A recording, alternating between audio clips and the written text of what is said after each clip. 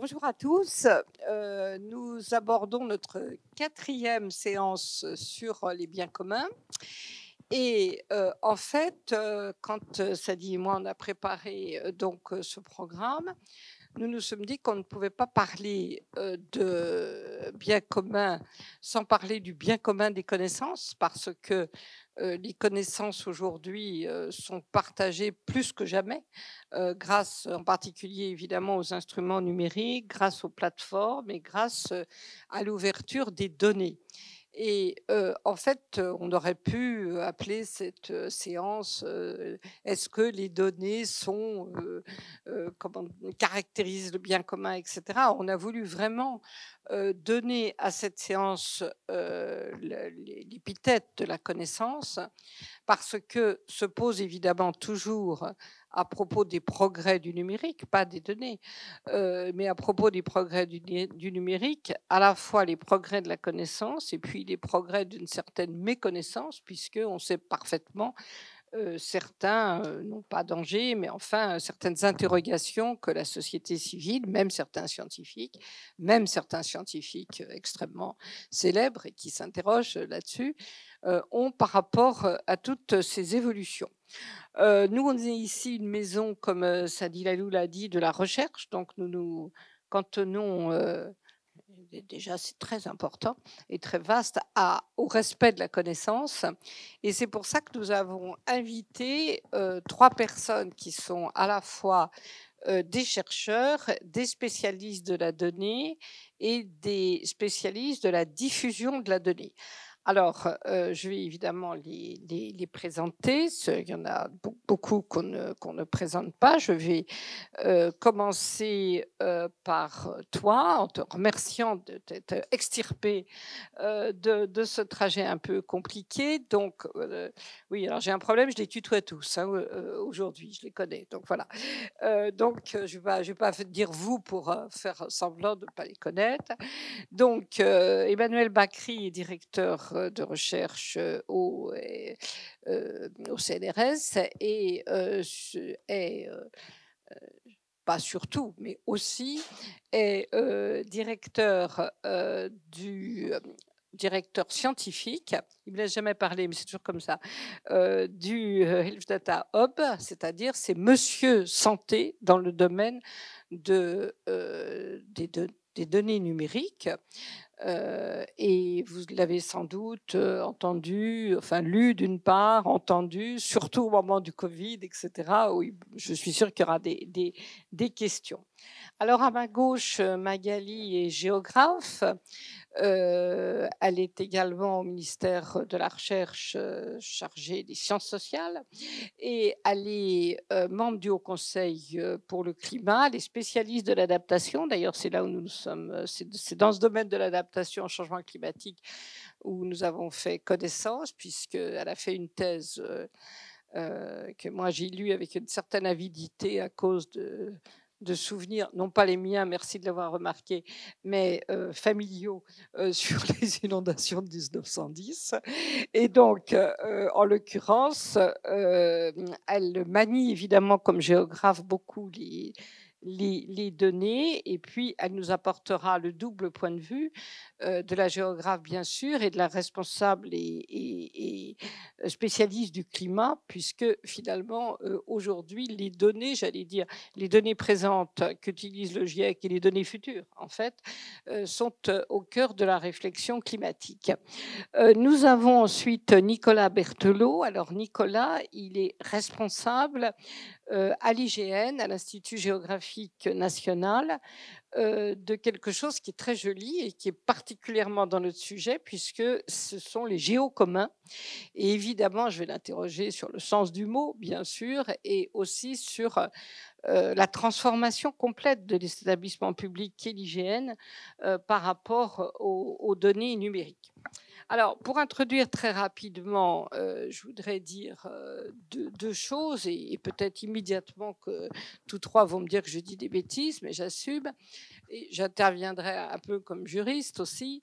Les problèmes de l'utilisation des données dans le domaine de la connaissance, en fait, se situent en sont assez écartelés, en fait, entre l'open data, c'est-à-dire ouvrir les données, ouvrir quelles données, ouvrir toutes les données, etc., et la protection des données, ce qui est très souvent l'apanage, en l'occurrence, des scientifiques, des laboratoires scientifiques, des industriels qui croisent évidemment les secrets industriels, etc. Et donc, c'est cette tension qui fait, d'une part, tout l'intérêt du sujet et qui est aussi caractéristique, en fait, du bouleversement que connaît notre société dans le domaine.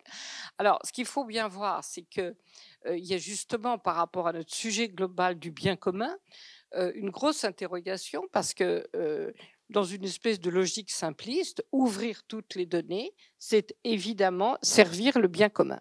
Et donc, une fois qu'on a affirmé cela, est-ce que c'est possible? Alors, ce qu'il faut voir, c'est que la loi de 76, qui est une loi fondamentale en France, ce qu'on appelle la loi Le Maire, a fait vraiment, pas le même qu'aujourd'hui, hein, c'était une dame, a fait vraiment faire un progrès absolument énorme dans tout le domaine des données, puisque en fait l'ouverture des données publiques a été consacrée. Les données privées, c'est un petit peu plus compliqué, mais enfin ça a été l'axe, etc. Suivent, mais là les tensions sont beaucoup plus importantes, la législation européenne, en fait. Là, il y a vraiment des intérêts divergents.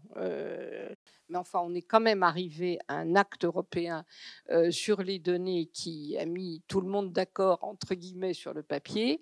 Et en fait, il y avait eu à la CNIL un colloque qui s'était en 2021 qui s'est appelé Entre partage et protection, quelle éthique pour l'ouverture des données.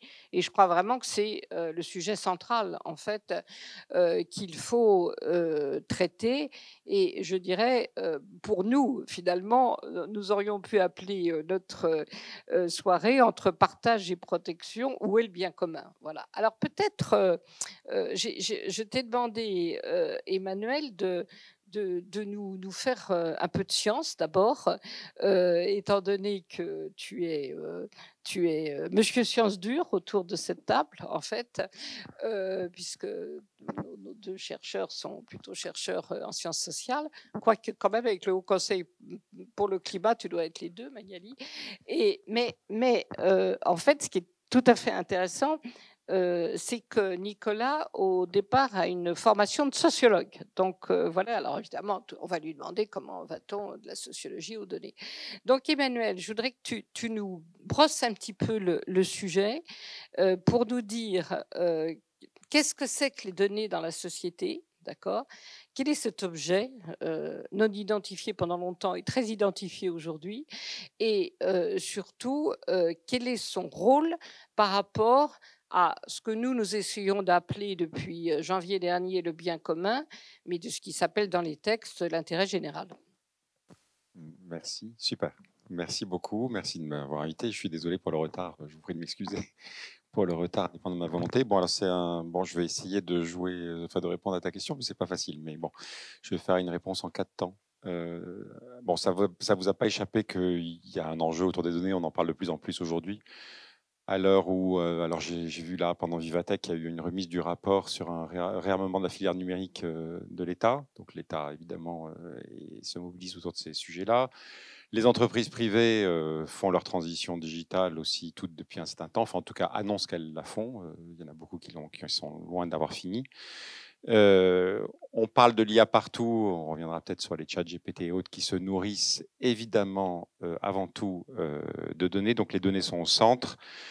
La constitution de bases de données de qualité est quelque chose de majeur aujourd'hui, aussi bien pour l'innovation économique que l'innovation sociale, je pense, et avec des forts enjeux d'intérêt et de bien, enfin, d'intérêts généraux et de biens communs, notamment tout ce qui est optimisation et évaluation des services publics et aussi, pourquoi pas, des services privés aussi, ce qui serait bien. Alors ça, c'est mon premier point. Deuxième point, donc j'ai parlé de base de qualité. Alors il faut comprendre un tout petit peu qu'est-ce que ça veut dire une base de qualité. Qu'est-ce qu'on entend par là? Avant toute chose, peut-être la chose à mettre au premier niveau, c'est de parler de bases qui sont non biaisées. de base non biaisée, ça veut dire quoi? C'est-à-dire qu'ils soient représentatives de de l'étendue sur laquelle on va appliquer les algorithmes ou les décisions. Donc, je vous donne un exemple complètement idiot, mais si je fais des statistiques ou si je prends des données sur le nord de la France, eh ben, elles ne sont pas représentatives de ce qui va se passer dans le sud de la France. Donc, si je me base sur les données du nord de la France pour prendre des décisions sur le sud de la France, ça risque de faire quelque chose de pas terrible. Et ça encore, c'est pas dramatique. On peut imaginer des situations bien plus dramatiques que ça. Et il y en a eu et il y en a régulièrement. Il faut savoir que, notamment, aujourd'hui, l'IA, notamment, se nourrit de bases de données qui sont quasi exclusivement occidentales. Et même quand on parle de base de données occidentales, je ne me souviens plus du chiffre, peut-être que Nicolas, tu connais ce genre de chiffre, mais aux États-Unis, je crois que c'est 4 États qui fournissent 98% des données de l'IA américaine ou quelque chose comme ça. Donc la représentativité, c'est quelque chose d'extrêmement important. Si on a des données qui sont biaisées, les décisions qu'on va prendre sont mauvaises, c'est sûr. Donc ça, c'est vraiment un critère de qualité qui est extrêmement important. Le deuxième un peu maître mot, on va dire, dans la qualité des bases de données, c'est l'interopérabilité. Alors, qu'est-ce qu'on veut dire par interopérabilité? On peut faire un cours d'une heure dessus, mais je vais faire très rapide. Je vais vous parler de deux sortes. Il y a une interopérabilité syntaxique. En gros, interopérabilité, ça veut dire qu'on peut prendre des bases de données différentes et les faire travailler ensemble. Voilà, en gros, c'est ça que ça veut dire. Alors, ça peut être un problème technique de dire qu'on a des bases de données qui sont sous des formats différents, donc il y a un problème technique pour les faire coexister, etc. Mais ça, c'est pas très compliqué, c'est des problèmes techniques. Par contre, vous avez une interopérabilité beaucoup plus complexe, qui est l'interopérabilité sémantique, qui est de est-ce que quand deux bases de données parlent d'un concept qui est censé être le même concept, elles en parlent de la même façon, ce qui est loin d'être évident. Au début du Covid, vous aviez les SAMU codés Covid, mais la plupart des SAMU n'avaient pas accès aux tests PCR ou très peu de tests PCR. Donc il y en avait qui codaient Covid en disant moi, dès que j'ai un symptôme Covid, je code Covid. Et il y en a qui disaient non, non, tant que je ne suis pas sûr que c'est le Covid, je ne veux pas coder Covid. Quand vous avez des SAMU qui codent tous différemment le Covid, vous avez beau réunir toutes les bases des SAMU pour essayer de faire un suivi extrêmement précis de l'épidémie, on sait très bien que c'est des bases extrêmement importantes pour le suivi de l'épidémie, c'est raté. Vous ne pouvez rien faire de ces bases de données-là. D'accord? Donc l'interopérabilité, ça c'est quelque chose qui est extrêmement importante. Et troisième point, on parle aussi d'interopérabilité de gouvernance, c'est le fait qu'elle soit facilement mobilisable. Donc là, il y a des problèmes de gouvernance et de régulation qui rentrent en jeu. Donc ça, c'est ce qu'on va appeler base de qualité.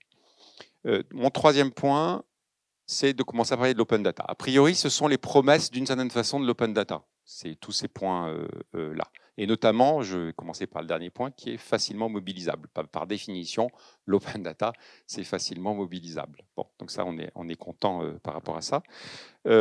Par contre, alors, quand on parle représentativité non biaisée, on se dit, en tout cas, si tout est open, on va pouvoir en tout cas couvrir un périmètre qui est beaucoup plus large que si tout n'est pas open. Donc en tout cas, on pourra a priori avoir une représentativité qui sera peut-être pas exhaustive, mais en tout cas assez large. Donc on peut espérer effectivement quelque chose qui est très large. Mais encore une fois, malgré ces ouvertures de données, je vous répète, l'IA est essentiellement occidentale aujourd'hui. Et même de façon très pointue sur certaines régions de l'Occident. Et ça pose un vrai gros problème. Il y a beaucoup de mouvements qui militent pour commencer à entraîner des algorithmes avec des données d'autres continents, et notamment l'Afrique est en bonne position parce qu'il faut absolument effectivement utiliser ces données-là.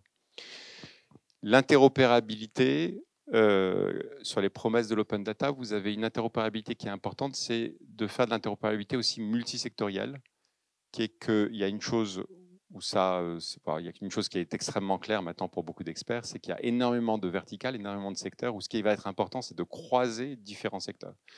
Donc, si je vous parle santé, c'est santé, environnement, santé, éducation, santé, travail. Mais on peut faire justice, éducation. Enfin, vous pouvez faire toutes les combinaisons entre justice, travail, sécurité, environnement, santé. Vous croisez et puis d'autres, et vous croisez dans tous les sens. Et c'est évident qu'on trouve des points d'accroche extrêmement importants.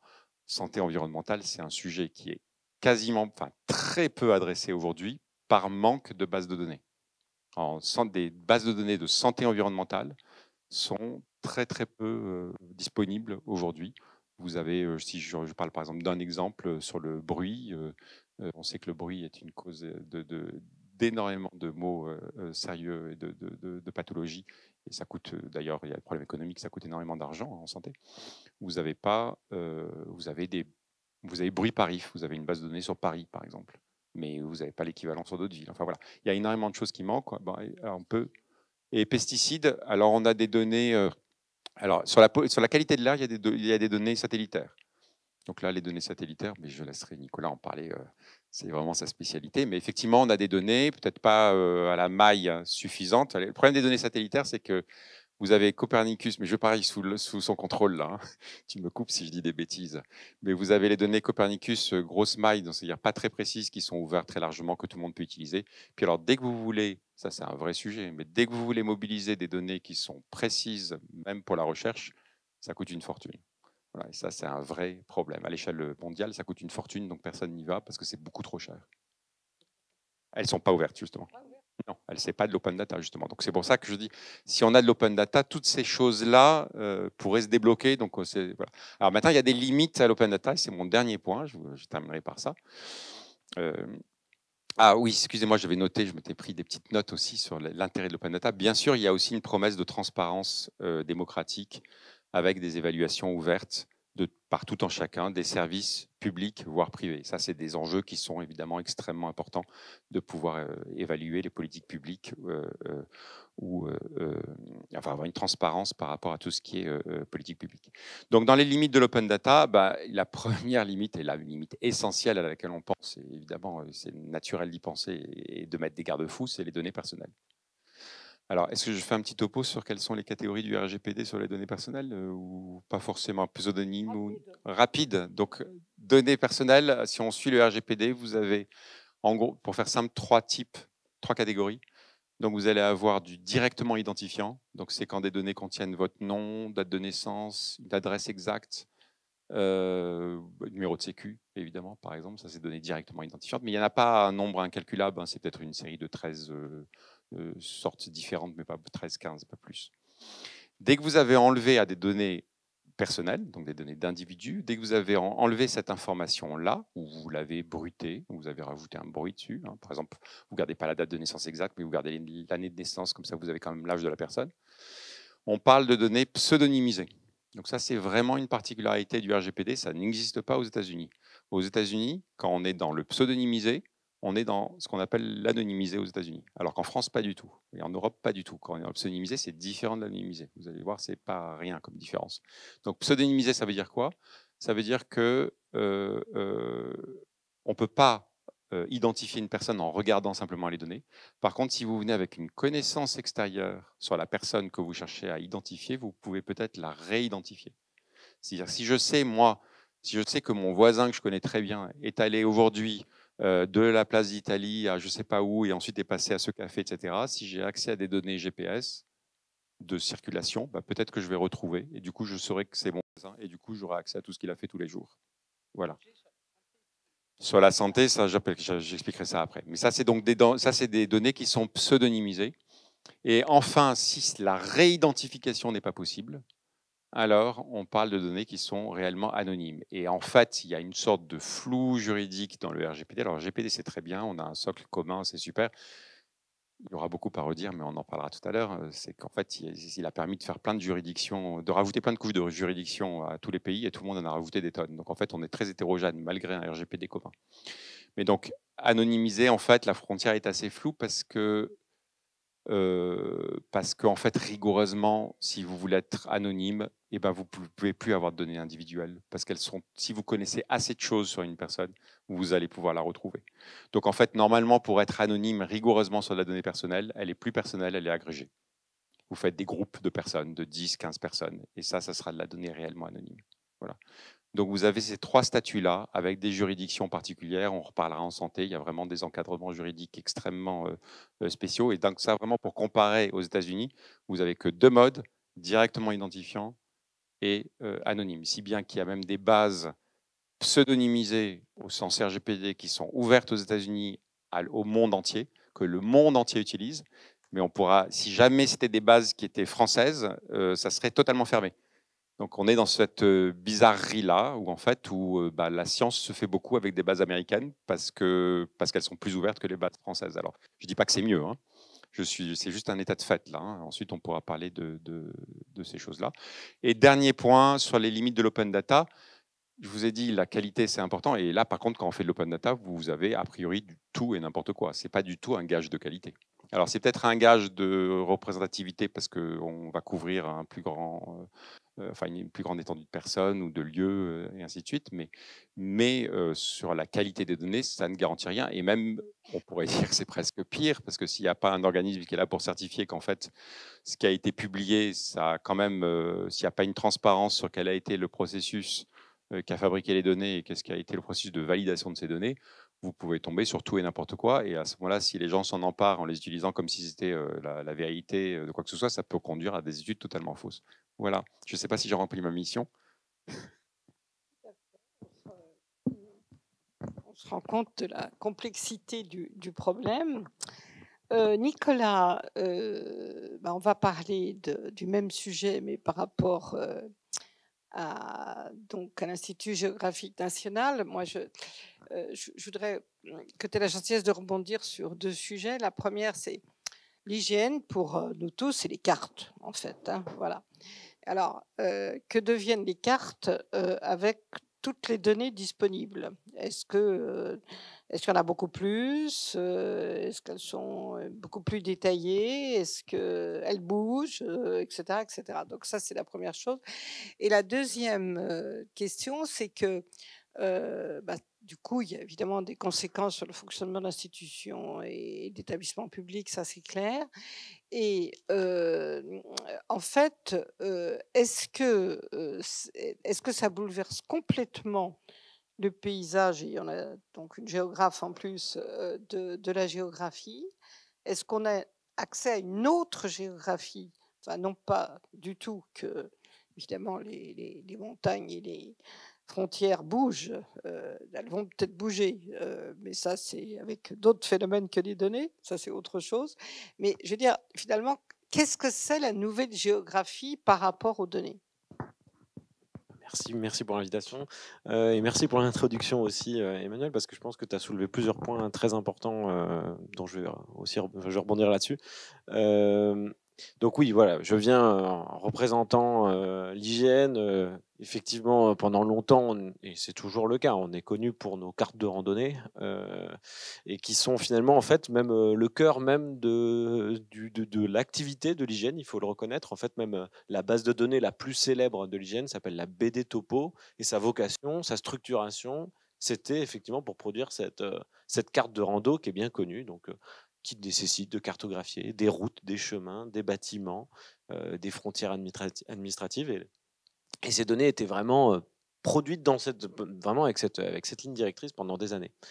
Il se trouve que l'hygiène a été confrontée à plusieurs révolutions. Il y en a deux majeures.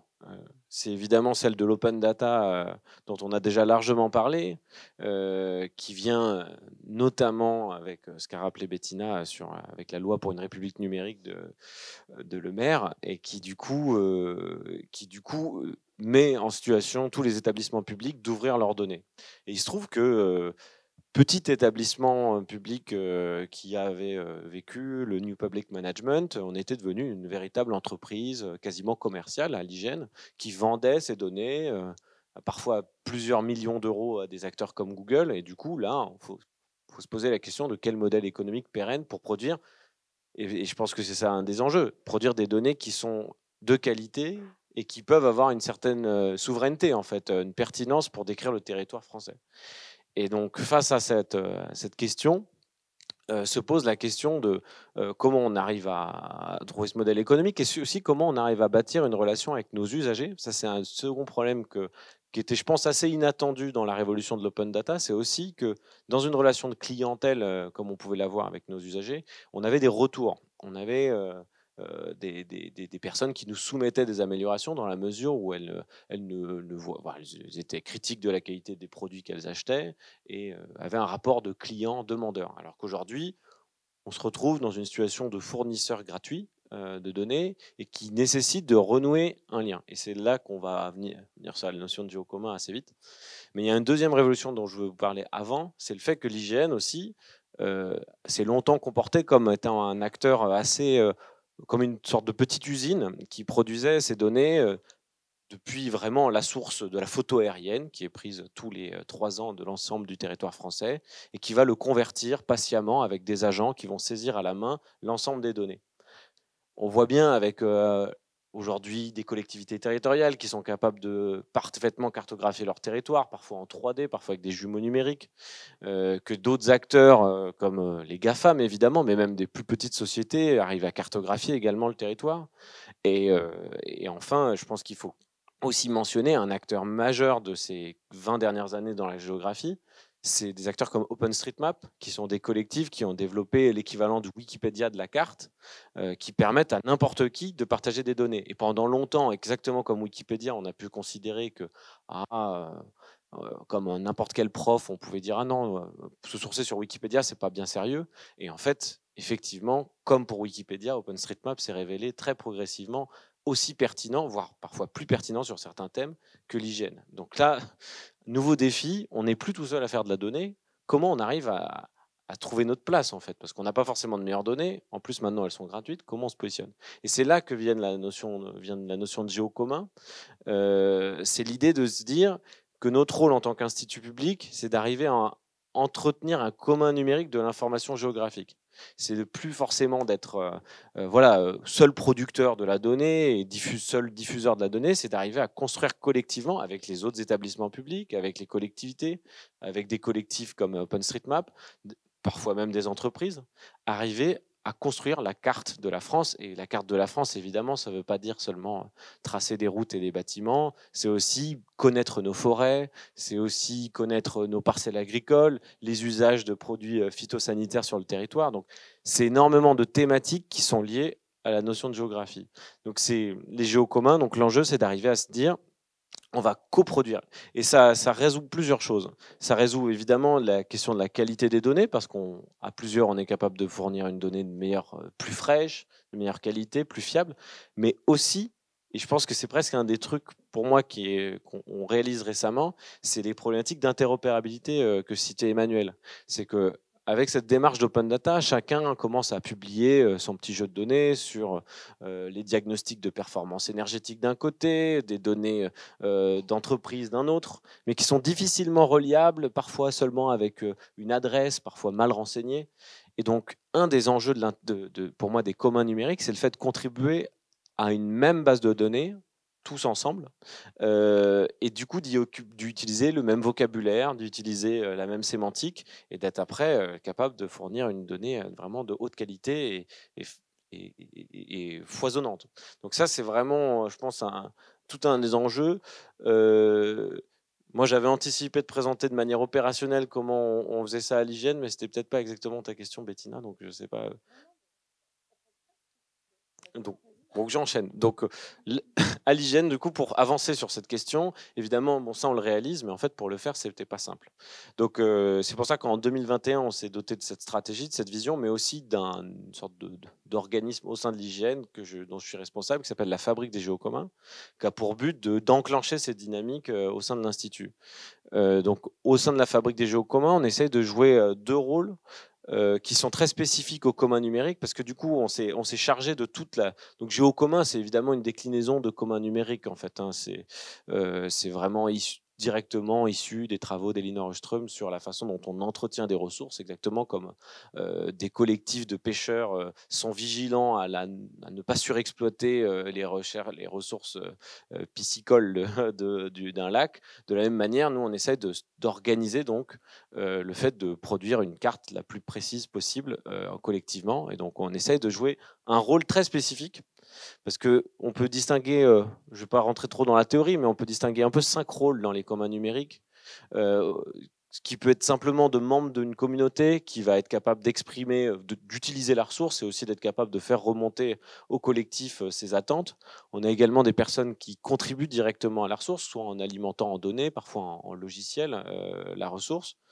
Mais après, il y a 3 rôles qui sont parfois moins identifiés dans les communs numériques. C'est le rôle d'opérateur. et ça c'est l'un des rôles qu'on essaie de jouer à la Fabrique des Jeux communs, c'est un rôle d'animateur de collectif. Parce qu'évidemment, bon, une communauté, c'est bien, il y a des gens qui ont des intérêts convergents à produire une donnée cartographique de qualité. Mais en fait, il faut être capable de l'organiser, ce collectif. Il faut lui donner des pistes de travail. Il faut la faire se rencontrer, la faire vivre. Donc ça, c'est un rôle qu'on essaie de mener à travers différents projets à la Fabrique des Jeux communs. C'est par exemple ce qu'on fait sur un projet intéressant, je pense assez évocateur, qui s'appelle Panoramax. Panoramax, bon, c'est un petit nom un peu rigolo qui vient un peu de l'univers Astérix, hein. Mais là où vous allez comprendre l'intérêt, c'est qu'on essaie de développer un équivalent de Google Street View. Donc ça, c'est un outil fort, hein, aujourd'hui de la donnée géographique, c'est le fait d'arriver à avoir des photos géolocalisées très précises du territoire. Et il se trouve qu'en fait, il y a déjà plein de collectivités qui actuellement, déjà aujourd'hui, produisent des données de cette nature, hein, qui font tourner des voitures dans leur ville. Ils prennent des photos pour, après, eux, dans leur service, après, positionner des panneaux stop un peu sur le thème, parce qu'ils ne savent pas où sont leurs panneaux stop.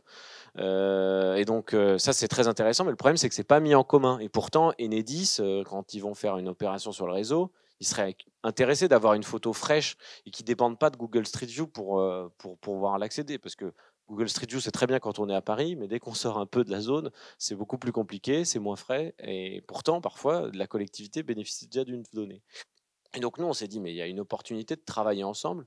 Nous, on vient à l'IGN pour un peu mettre en place la table, où chacun peut déposer des photos. On invente le vocabulaire qui permet de partager ces photos, les métadonnées, on les définit, on essaie de travailler avec tout le monde pour voir comment on va encoder la date de prise de photo. Est-ce que c'est nécessaire de mettre le nom de l'appareil photo qui a permis de prendre la photo? Ah oui, peut-être que c'est utile. Est-ce qu'on accepte de stocker des photos de très basse qualité? On se met d'accord tous ensemble. Et donc, nous, notre travail à l'hygiène, c'est donc d'être opérateur. C'est pas nous qui allons. Voilà, ça, c'est vraiment pour moi une révolution aussi de la manière d'approcher le sujet. C'est qu'historiquement, l'hygiène se serait ramené avec sa voiture. On a d'ailleurs fait ça, on l'a développé, même une voiture il y a 5 ans, qui permet de prendre des photos hyper précises, mais en fait, ça coûte des fortunes pour faire tourner cette voiture. Et on est incapable, en tant qu'institut public, de le faire. Et aujourd'hui, on a complètement renversé la logique en se disant, mais en fait, c'est plutôt la multitude qui va être capable de prendre des photos de qualité, potentiellement pas forcément parfaites au départ, mais vu que les usages vont se développer progressivement, on peut attendre que les gens, voyant l'intérêt d'avoir des photos de très haute qualité, vont développer des photos de meilleure qualité. Donc voilà, l'exemple de Panoramax, c'est qu'on accompagne une équipe pour développer cette table, mais à la fin, c'est pas nous qui allons prendre les photos. C'est un peu sur le modèle science participative. Exactement, c'est un peu sur ce modèle. La différence, ouais. Ce qui est intéressant, c'est que n'importe qui peut y contribuer, aussi bien un petit bénévole dans sa rue qu'une collectivité comme Strasbourg qui a une voiture hyper bien équipée et qui va faire des photos, plus du lidar avec des lasers pour arriver à faire des photos hyper précises. Et on va mettre dans ce même pot commun. Et certaines sociétés se contenteront d'utiliser des photos très basse résolution, mais où on arrive à voir les panneaux stop. D'autres sélectionneront seulement les photos extrêmement précises qui seront prises. Parce que vous, par définition, tout est ouvert. Exactement. Donc ça, c'est vraiment un changement de stratégie. Et un deuxième truc que je voulais citer, c'est qu'à travers la Fabrique des Jeux communs, on a aussi cette logique de se décentrer et ne pas se dire que tout ce qui est développé sur la géographie doit venir de nous, en fait. Et donc, c'est pour ça qu'on développe un deuxième rôle dans les communs numériques qui est important, c'est le rôle de sponsor. Le sponsor, c'est un acteur qui a une certaine autorité dans un domaine et qui va apporter de la légitimité à quelque chose qui est développé par potentiellement un acteur plus petit. Donc on lui attire de la crédibilité, mais on peut aussi lui attirer des financements. Et il existe des guichets, évidemment, hein, dans le numérique qui permettent d'encourager des développements ambitieux. Et notre travail, donc, c'est d'identifier des pépites mais de commun numérique, donc des ressources qui sont fondamentalement ouvertes et accessibles à tous usagers, et d'essayer de les aider. Et donc, pour ça, on n'est pas tout seul à le faire. Et ça, c'est aussi je pense que je peux terminer par là, c'est de dire que dans la sphère publique, il n'y a pas que l'hygiène qui s'intéresse à la question des communs numériques. Aujourd'hui, nous, on travaille directement, par exemple, avec l'ADEME et l'ANCT sur un appel à communs, où là, l'objectif, c'est un peu de renverser la logique d'appel à projet. Exactement. Donc là, l'ADEME, c'est l'agence alors historiquement de la maîtrise de l'énergie, mais je crois que maintenant, c'est pas et de l'adaptation aux transitions. Et donc... Et la NCT, c'est l'Agence nationale des collectivités territoriales, de cohésion des territoires. Ah oui, et donc, ces deux autres acteurs publics ont aussi conscience que les communs numériques sont des manières de développer leurs services publics. Et donc, on est directement associé avec eux dans ce type de dispositif. Alors, il y a plusieurs choses. Effectivement, un des changements majeurs, c'est de se dire, nous, notre grand bébé, qui est la BD Topo, qui est donc la base de données décrivant l'ensemble de la topographie du territoire, un des enjeux, comme je disais, c'est de plus de la faire tout seul. Et donc, on développe. Mais le problème, c'est qu'on ne peut pas non plus se lancer dans un modèle totalement ouvert où n'importe quel citoyen contribuerait. On se dit que nous, on a plutôt... Ça, c'est OpenStreetMap, à la rigueur, qui peut le faire, et c'est très bien que ça existe. Et nous, on peut développer un modèle plus public où on développe des partenariats. C'est typiquement le cas avec le département du Gard, qui était pionnier en la matière, qui peut maintenant éditer directement notre base de données de référence qui va être disponible dès le lendemain, enfin même instantanément à tous. C'était totalement impossible pendant longtemps où on considérait qu'il fallait passer par des processus qualité extrêmement longs pour valider une donnée et que surtout on pouvait faire confiance qu'à nous-mêmes pour faire une information fiable. Aujourd'hui, on a rompu avec ça et l'objectif c'est d'arriver à ouvrir le plus largement, enfin développer des conventions adaptées, s'assurer que tout le monde ait bien compris évidemment ce qu'on entend par tel type de notion, s'assurer qu'on produise bien des données de qualité, mais effectivement de s'ouvrir à d'autres.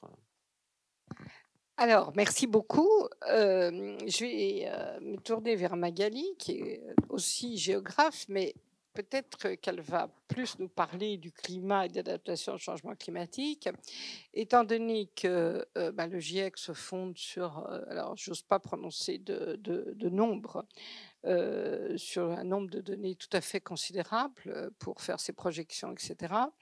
Et que de plus en plus, quand on t'entend intervenir ou quand on te lit, on se rend bien compte à quel point, pour faire de la prévention, tout simplement, et puis de l'adaptation, ou de l'adaptation, de la prévention, enfin bon, le couple est entrelacé, si j'ose dire, on a besoin, en particulier en ce qui concerne les inondations, etc., de données fiables. Alors, je voudrais que tu nous parles de ça, et puis ensuite, je reviendrai vers vous tous pour qu'on se recentre sur la question où est exactement le bien commun, la poursuite du bien commun dans toutes vos spécialités, première question. Et la deuxième question que je vous poserai, c'est comment peut-on emmener les données privées dans le bien commun? Alors, j'ai peut-être parlé pas simplement avec ma casquette de géographe et de membre du Haut Conseil, mais aussi avec ma casquette ministère de la Recherche. Alors, je ne m'exprime pas du tout ce soir au nom du ministère de la Recherche, on est bien d'accord, mais à travers l'expérience que j'ai à la tête du secteur donc sciences humaines et sociales, à la DGRI, donc la Direction générale de la recherche et de l'innovation, où donc je suis à la tête d'un secteur qui a la charge de préfigurer la stratégie nationale ou d'alimenter la stratégie nationale de la recherche en sciences humaines et sociales. La première chose, et je m'appuierai sur les interventions de mes deux camarades de ce soir, la première chose, c'est qu'il n'existe pas de science sans données. À titre de chercheuse et d'experte, je ne comprends même pas le débat sur le militantisme supposé des chercheurs. Ça n'a aucun sens. Une parole scientifique, elle s'appuie sur des données. Point. Et les chercheurs travaillent sur des données.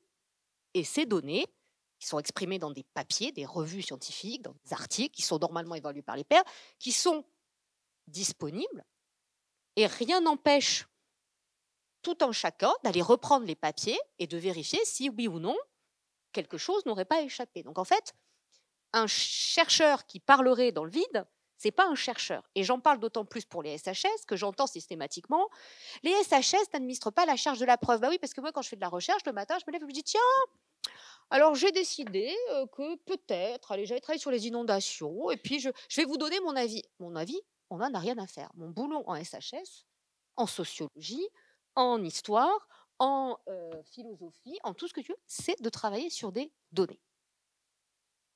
Et ces données, elles doivent être accessibles parce que nous sommes évalués sur la reproductibilité de la manière dont nous traitons des données.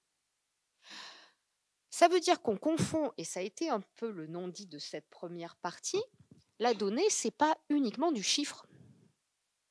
la donnée n'est pas que quantitative, la donnée peut être aussi qualitative. Et c'est un vrai sujet épistémologique. Qu'est-ce qu'on fait d'une donnée qualitative? Comment on la traite? Comment on la recueille? Et on voit qu'en fait, dans les données, on n'aborde jamais la multiplicité de la donnée, y compris de son support. Je vous donne 2 exemples. Qu'est-ce qu'on fait, par exemple, des sons? Qu'est-ce qu'on fait des images? Ça fait aussi partie d'un matériau de recherche à partir duquel on va pouvoir extraire de la donnée. Il y a aujourd'hui un projet d'infrastructure de recherche européenne qui s'appelle ERIS, qui travaille sur les sciences du patrimoine. L'idée, c'est d'aller récolter dans toute l'Europe, à chaque fois qu'on va faire des études sur, par exemple, un tableau, sur une peinture, on va avoir des tas de données sur ce tableau, sur cette peinture, on va les mettre en commun. Et le fait d'avoir des tas de tableaux, plein partout, des tableaux partout qu'on a étudiés, ben ça va donner une autre histoire de la peinture. Parce qu'on va pouvoir voir, par exemple, que tel pigment utilisé à telle époque, à tel endroit, est à mettre en relation avec tel tableau, alors qui est sûrement une œuvre mineure, hein, parce que là aussi...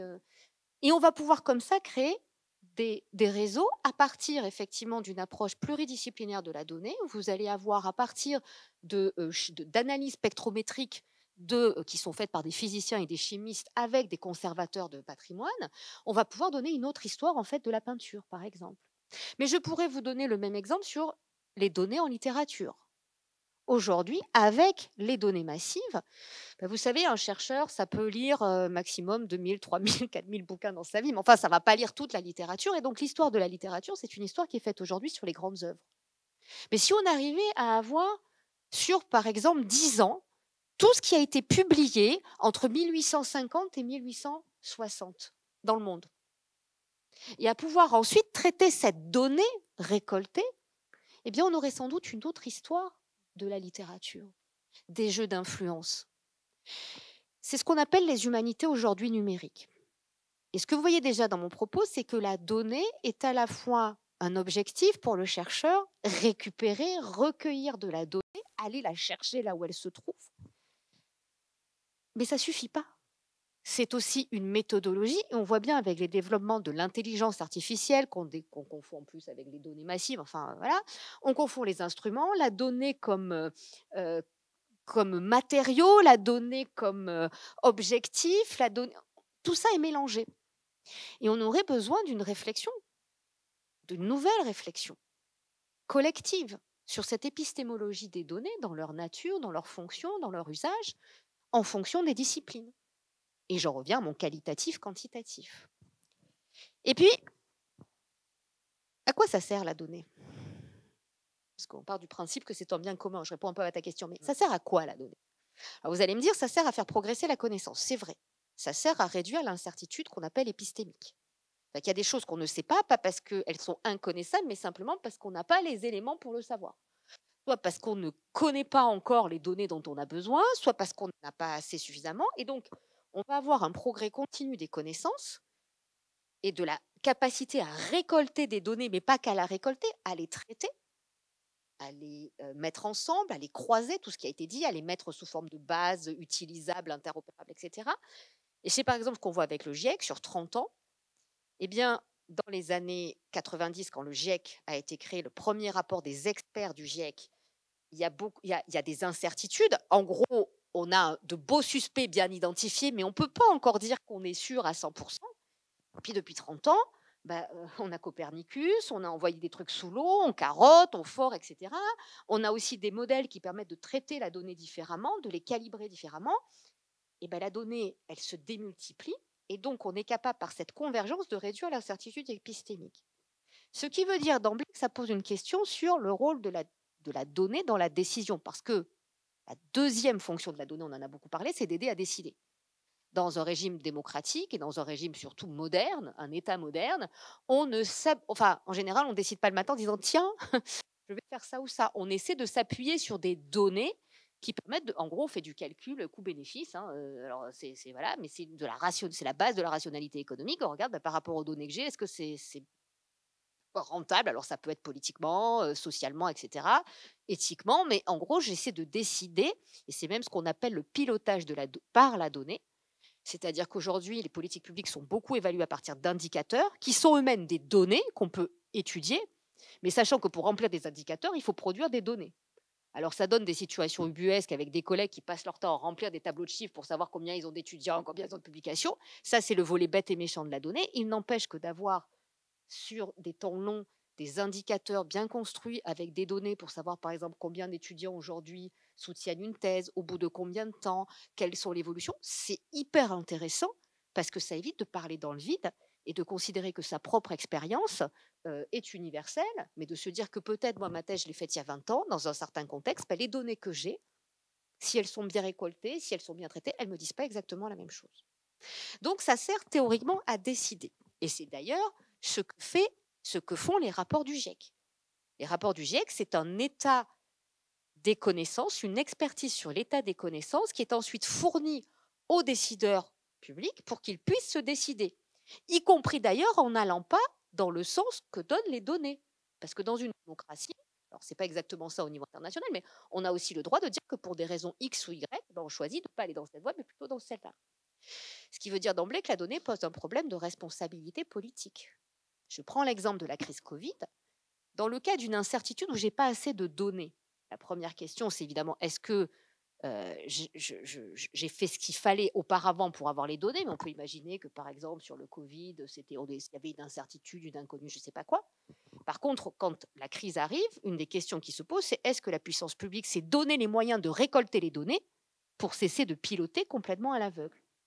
Et ce sujet-là, en matière de catastrophe et de crise, il est très important, parce qu'on a vu, notamment à partir de Sandy, donc, qui est cet ouragan en 2012 qui frappe, alors il frappe malheureusement une grande partie de l'Amérique latine, de la Caraïbe, enfin, il arrive jusqu'à New York, mais il arrive à New York, et c'est ce qu'on a appelé la première catastrophe 2.0, parce qu'on a eu effectivement, grâce à notamment Google Maps, en fait, de la donnée en temps réel qui était produite par les utilisateurs, par les usagers, avec cartographie derrière pour dire telle station-service, elle est fermée, tel point d'alimentation.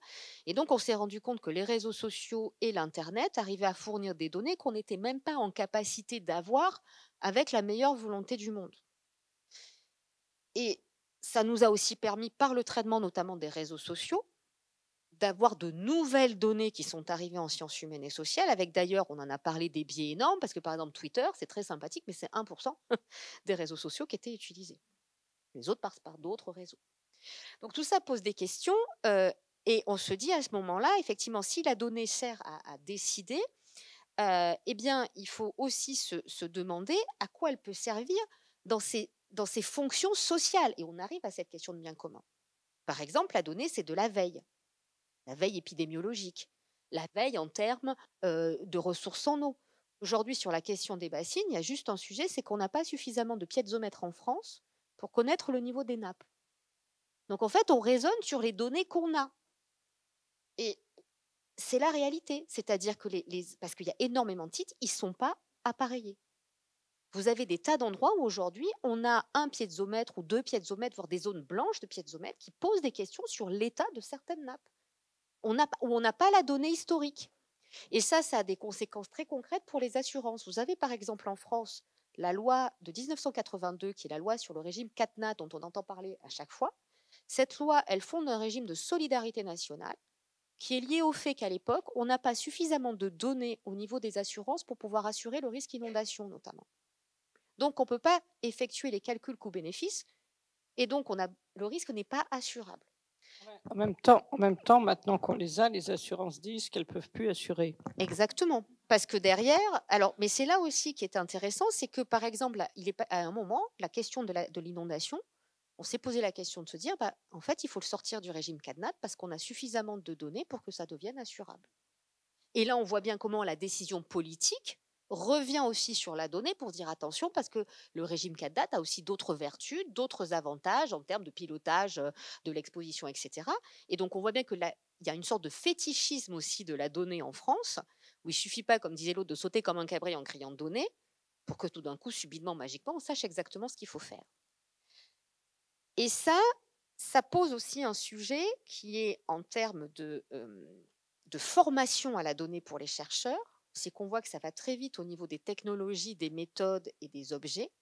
Et on a besoin de cette formation continue à la donnée, avec une différence entre utiliser les outils, par exemple les systèmes d'information géographique, On vous dit ça permet de faire des cartes. Alors on a des données géolocalisées, on les rentre et ça fait une carte. Non.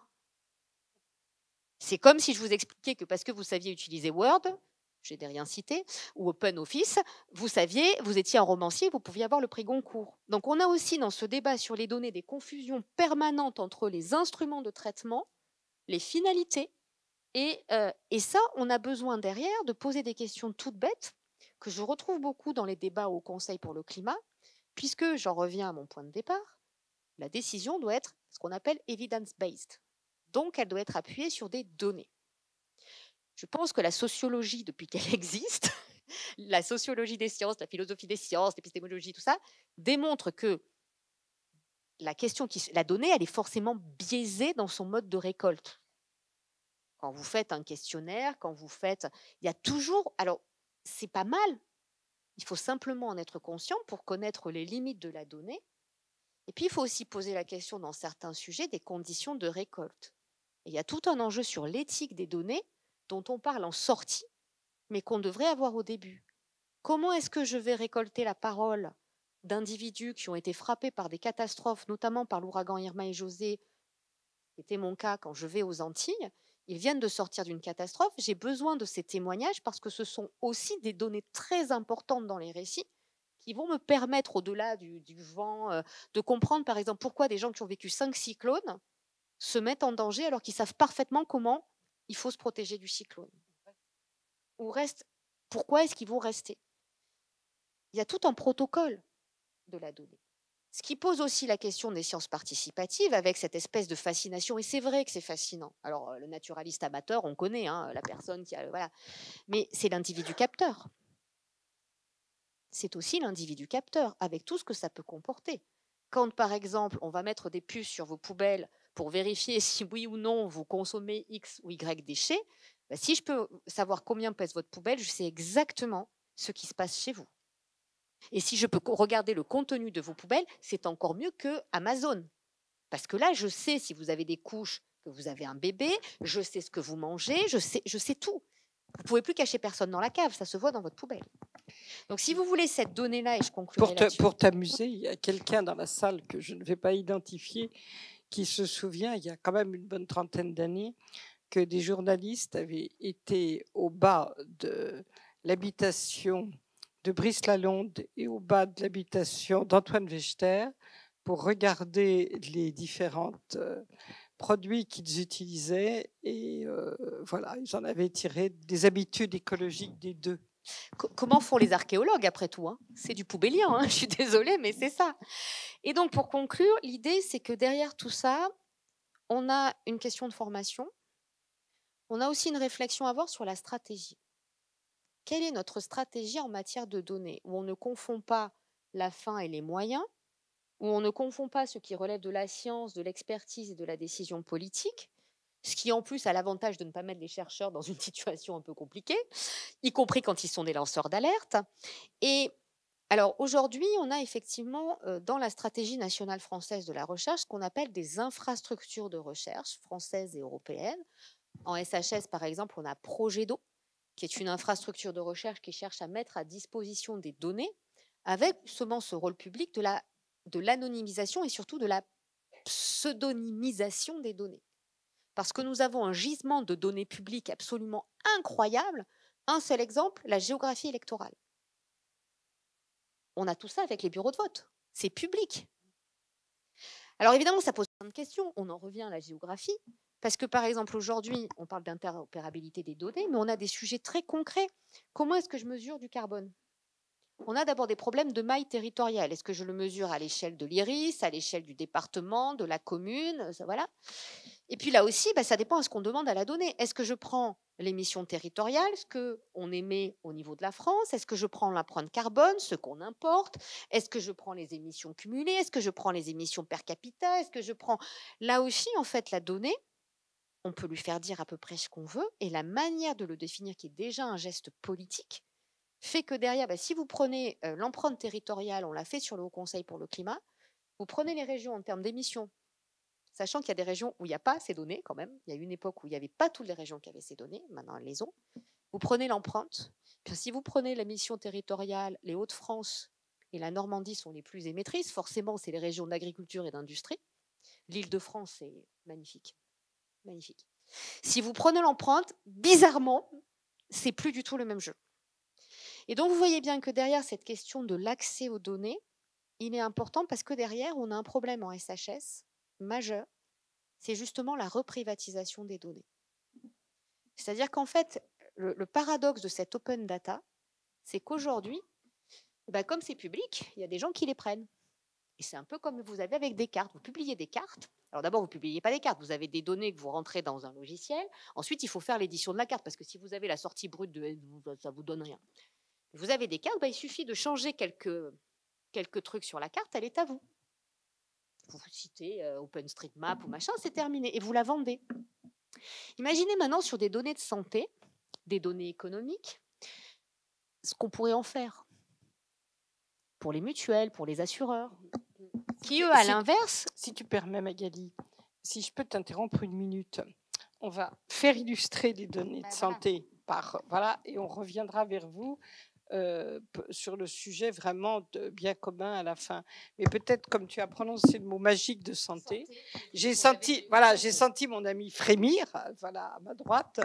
Et est-ce que tu peux illustrer ce point de vue? Parce que je crois que sur justement le côté données ouvertes et reprivatisation, d'une part, et puis, je veux dire, danger, transparence et tout, on a, comment dirais-je, un très gros sujet en France. Il y a tellement de choses à dire, là, je ne sais plus où recommencer. Je voudrais rebondir sur tellement de choses qui ont été dites. Juste sur le dernier point, quand même, il faut faire attention. Santé, on manipule, on change les données de santé, on les revend, il faut faire attention. En Europe, on n'a pas le droit. Vous savez qui est propriétaire de vos données de santé? Non, c'est pas la sécurité sociale. C'est pas vous, vous n'êtes pas propriétaire de données de santé. Non, il n'y a pas de propriété des données de santé. Voilà. Ça, c'est important. En Europe, il n'y a pas de propriété de données de santé. C'est un attribut de votre personne.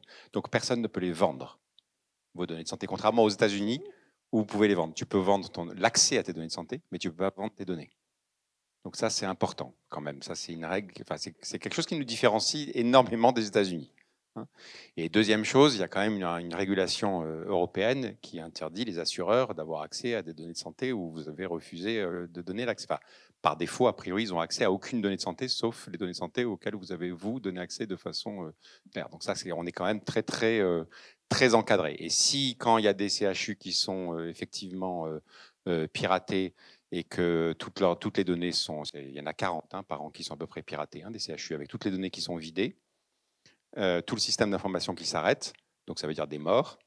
Et les données, en fait, c'est quoi? Le pirate, qu'est-ce qu'il cherche? Il prend ces données-là, essentiellement, il va sur le darknet, il vend. Mais ce n'est pas les assureurs français ou européens qui vont acheter les données sur le darknet.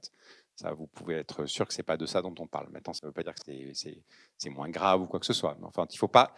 Il y a une chose qui est très importante, je pense. Alors, je suis désolé, je dis les choses un peu dans différentes... Je saute un peu du coq à l'âne. C'est... de la même façon que vous avez dit, IA, c'est pas la donnée, etc. Enfin, c'est qu'il y a, je pense, c'est très compliqué de s'y retrouver dans toutes ces notions-là, et c'est extrêmement important que les gens s'y retrouvent, parce que sinon, c'est la porte ouverte à tous les fantasmes. Voilà. Et ça, pour moi, ça c'est la pire des choses en fait aujourd'hui. Ce qui se passe en IA, ce qui se passe sur les données, c'est que il y a tellement de prophètes de l'IA qui vous racontent ce qu'on va être capable de faire plus tard.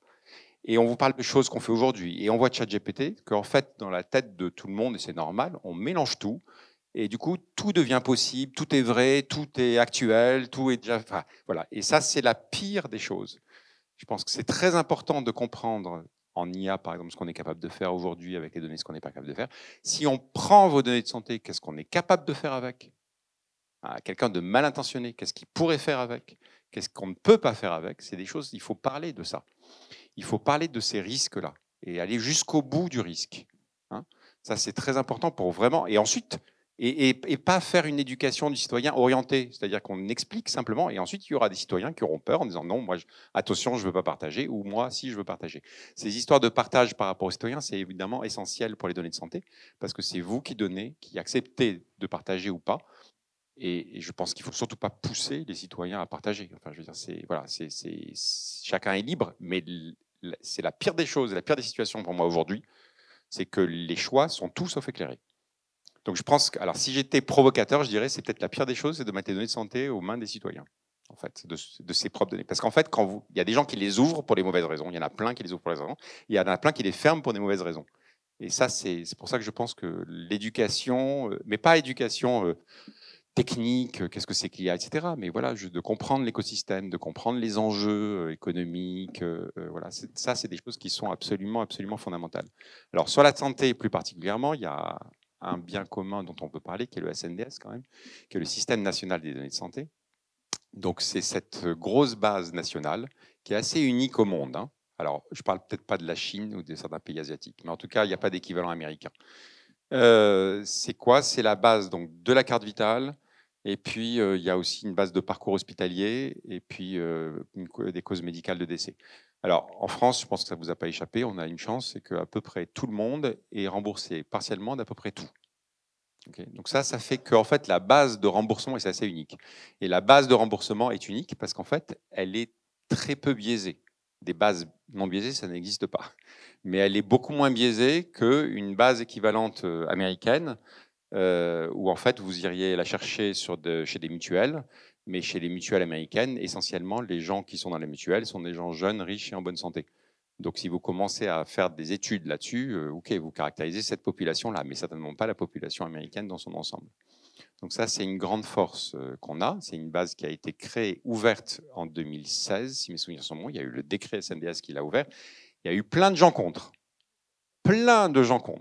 qui ont brandi en disant c'est une catastrophe, on va centraliser les données.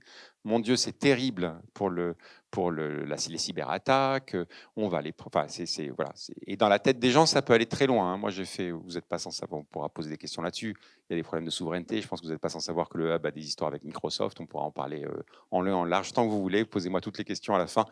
Ça me fait même plaisir d'y répondre parce que je pense qu'il faut savoir ce qui se passe. Mais dans mes conférences, souvent, je m'amuse au jeu en disant « Ok, vous avez peur, donc Microsoft, quel est le scénario catastrophe ?» C'est très important d'aller jusqu'au bout pour comprendre quel est le risque réel. Et là, je vous la fais un petit peu courte, mais donc on discute avec les gens en temps réel. Scénario catastrophe, il y a une guerre États-Unis-France. Ils prennent toutes les données du SNDS parce qu'elles sont web sur Microsoft et qu'on n'a pas le temps de débrancher la machine. Ils prennent et à la fin du fin, je dis, OK, qu'est-ce qu'on risque? Moi, j'ai des risques dans Tati. Il y en a des risques, je ne dis pas qu'il n'y en a pas du tout. Mais ça m'intéressait d'avoir ce que les gens avaient. J'étais dans un hôpital avec des PUPH de l'hôpital. Il y a un PUPH qui lève la main et qui me dit, le risque, c'est que les Américains prennent les données du SNDS et fabriquent des armes bactériologiques qui ciblent les Français.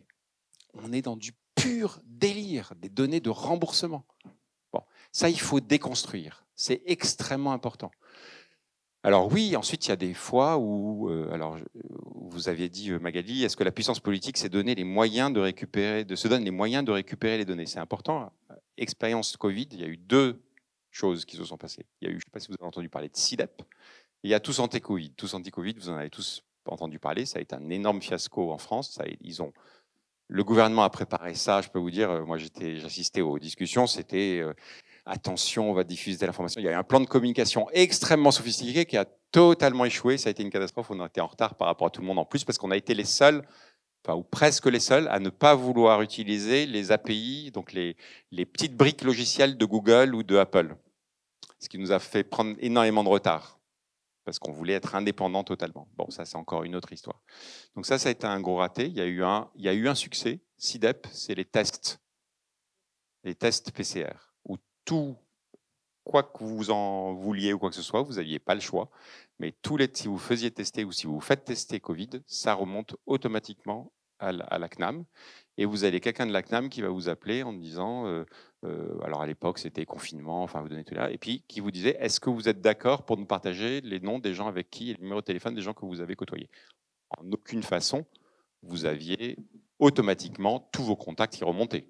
Alors ça c'est complètement faux. Et ça aussi, on voit des scientifiques, des PUPH extrêmement savants qui connaissent tout, qui racontent des histoires fausses par rapport à ça. C'est terrible, la parole scientifique, elle est en crise en ce moment, on n'arrête pas de le dire, mais ça c'est terrible. Les réseaux sociaux font énormément de mal, où les scientifiques extrêmement sérieux, là je ne parle pas des farfelus qu'on connaît tous, je parle de gens sérieux qui écrivent des articles hyper sérieux scientifiques qui vérifient tout ce qu'ils font dans les articles parfaitement. Mais alors, quand c'est sur les réseaux sociaux, c'est freestyle complètement. C'est-à-dire qu'on vérifie plus rien, on relaye, et puis quand on dit « mais tu sais que tu t'es trompé là ?» « Ah ouais, bon, ok, c'est pas grave. » Bon. Donc là, c'est... Alors c'était particulier, hein, ce CIDEP qui était effectivement pris. On peut être contre, on peut penser que c'est pas raisonnable. Le SNDS, on peut dire qu'en échange du remboursement, voilà, on a tous la Sécu. Bah, peut-être que ça peut aussi bénéficier c'est un bien commun du coup cette base qui peut être utilisée. On a parlé des biais de sélection quand on récolte les données. Donc, alors aux États-Unis, on a parlé un petit peu de voilà, les ouragans qui passent, on recueille des informations, ou alors les gens qui vont pousser des informations. Il faut faire attention, ça vous l'avez dit, hein, mais je le répète, c'est extrêmement biaisé. Il y a un grand sujet aujourd'hui au niveau européen sur la santé, qui est il y a un espace européen de données de santé qui est en train de se créer, hein, avec des régulations sur les données de santé qui vont enfin, en tout cas, homogénéiser les accès et la gouvernance des données de santé en Europe, parce que malgré le RGPD, c'est totalement hétérogène. Les accès en Finlande, en France, en Norvège, c'est totalement différent. Ça ne marche pas du tout de la même façon. Là, ça va homogénéiser. Il y a une question essentielle, c'est ce qu'on va faire, alors les mots techniques, c'est est-ce qu'on va faire du opt-in ou est-ce qu'on va faire du opt-out? Ça veut dire, est-ce que par défaut, vos données de santé vont être incluses dans les bases et vous aurez le droit de dire « je ne veux pas » ou est-ce que par défaut, elles ne seront pas incluses et vous aurez le droit de dire « je veux être inclus ». Donc ça, c'est le opt-in et l'autre, c'est le opt-out. Si on est dans du opt-in, la recherche médicale, c'est mort. Ça s'arrête. C'est-à-dire qu'on sait très bien que les démarches citoyennes actives de dire « je veux que mes données de santé soient utilisées », c'est excessivement biaisé. On va avoir une population absolument pas représentative. Donc ça, il y a une bataille à l'échelle européenne forte de pas mal d'acteurs de dire surtout, il ne faut pas aller sur du opt-in, il faut prendre du opt-out. C'est vraiment très important. Et dans le opt-out, je pourrais continuer des heures si tu as des questions précises, mais voilà, je dis un peu des choses un peu en vrac, mais c'est intéressant aussi hein, de voir que dans le opt-out, malgré toutes les peurs, etc., les opt-out, c'est assez rare, en fait. Oui, bien sûr. Donc, par exemple, sur le SNDS, vous avez le droit. Vous pouvez écrire au hub, au DPO du hub, et vous pouvez dire « je ne veux pas que mes données… » Pardon. Oh, excusez-moi, je suis désolé. Si vous voulez, vous retirez d'une base par… Mais il n'y a pas de terme français, je suis désolé. Si quelqu'un connaît le terme français, avec plaisir pour l'écrire, mais on parlera souveraineté aussi, c'est important, et ce genre de choses. Retrait volontaire ou option positive ou négative ou une option d'entrée ou une option de sortie. Voilà. Option d'entrée ou option de sortie dans la base. Est-ce que Sadi, tu voulais intervenir parce que tu es beaucoup plus compétent que moi sur tous ces sujets. Donc, merci Bettina. C'était pour essayer de recentrer un peu le débat sur les communs, puisque l'information a un caractère intéressant, c'est que c'est un bien non rival, c'est-à-dire qu'il n'est pas détruit par l'usage. Donc, je vous donne une information, vous la prenez, mais je peux toujours l'utiliser, quelqu'un d'autre aussi. Donc, on peut se dire, c'est merveilleux parce qu'il n'y a pas de tragédie des communs. Hein. La tragédie des communs, c'est justement que l'usage détruit l'objet commun. Alors, ce qui est arrivé, c'est que ça fait longtemps que l'information est comme ça, mais comme vous le savez, la révolution numérique a fait qu'on peut maintenant traiter l'information avec des machines et que du coup, on peut les traiter à grande échelle. Et ce qui s'est passé, c'est que comme là, évidemment, on a des bonnes technologies, puis que c'est un bien non rival, c'est un coût marginal de production nul, c'est-à-dire qu'on peut maintenant produire de l'information en très grande quantité, la diffuser, et en fait, ça coûte rien au niveau marginal. Enfin, ce qui coûte, c'est de la récupérer, puis de faire un traitement intelligent, et la diffusion coûte pas cher. Et donc, la révolution numérique est arrivée en même temps qu'un processus de managérialisation que vous connaissez bien, qui produit aussi beaucoup de données, et puis de marchandisation, parce qu'avec la saturation des marchés, les gens ont commencé à vouloir marchandiser tout, y compris l'information qui était abondante. Et donc, il s'est créé un énorme business de traitement des données, ce qui fait que j'ai l'impression qu'on a complètement perdu de vue la question qu'a posée Magali, c'est en fait à quoi ça sert les données, hein. Et ce qui est important, c'est que on se focalise sur l'information comme si c'était une matière, hein, mais c'est pas une matière l'information, hein. L'information, c'est quelque chose d'indexical et c'est quelque chose qui parle d'objets du monde réel. Et donc, ce qui compte, c'est pas l'information, c'est ce à quoi ça fait référence.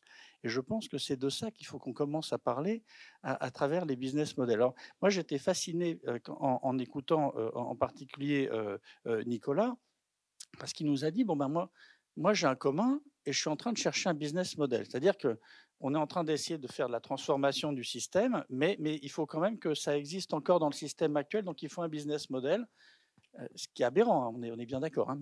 Mais donc il essaye de se débrouiller pour créer un mode de fonctionnement qui est à la fois compatible avec ce qu'on fait dans le système d'économie de marché au courant, et puis ce que ça devrait être permis par l'information, par le traitement de l'information, qui est un truc épatant. On a un bien non rival, on peut faire du crowdsourcing. Alors, comment on fait ce truc-là? Et donc, tu nous as dit, je suis opérateur, ça c'est nouveau, donc je suis un animateur de collectif, et je suis aussi un sponsor, je pense que tu as aussi un contrôle de qualité, qu'il y a tout un tas de nouvelles choses qui sont liées à des modèles différents qui sont en train d'émerger là dans le domaine de l'information, mais on est bien en train de traiter autre chose que l'information. On est en train de traiter la manière dont les gens utilisent des lieux, hein, par exemple, dans le cas des systèmes d'information géographique, et même plus que ça, hein.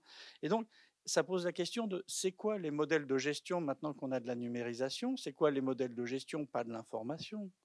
C'est quoi les modèles de gestion des choses qui comptent, c'est-à-dire ce à quoi l'information fait référence? Alors, je suis fasciné de voir que ce que tu es en train de fabriquer, c'est un système dans lequel tu fais finalement un système distribué de production et d'utilisation qui est un système non hiérarchique. En fait, c'est de la gestion de subsidiarité qu'il y a dans ce commun-là. Donc, on a des modèles de gestion d'une certaine manière démocratique. Je ne sais pas si c'est démocratique. Moi, ce que j'aimerais entendre, c'est vous travaillez sur des nouveaux modèles comme ça, qui sont des modèles dans lesquels, à travers l'information, vous traitez d'autres choses. Vous traitez de la santé, vous traitez de l'usage des lieux, vous traitez de la manière dont on transforme un système, hein.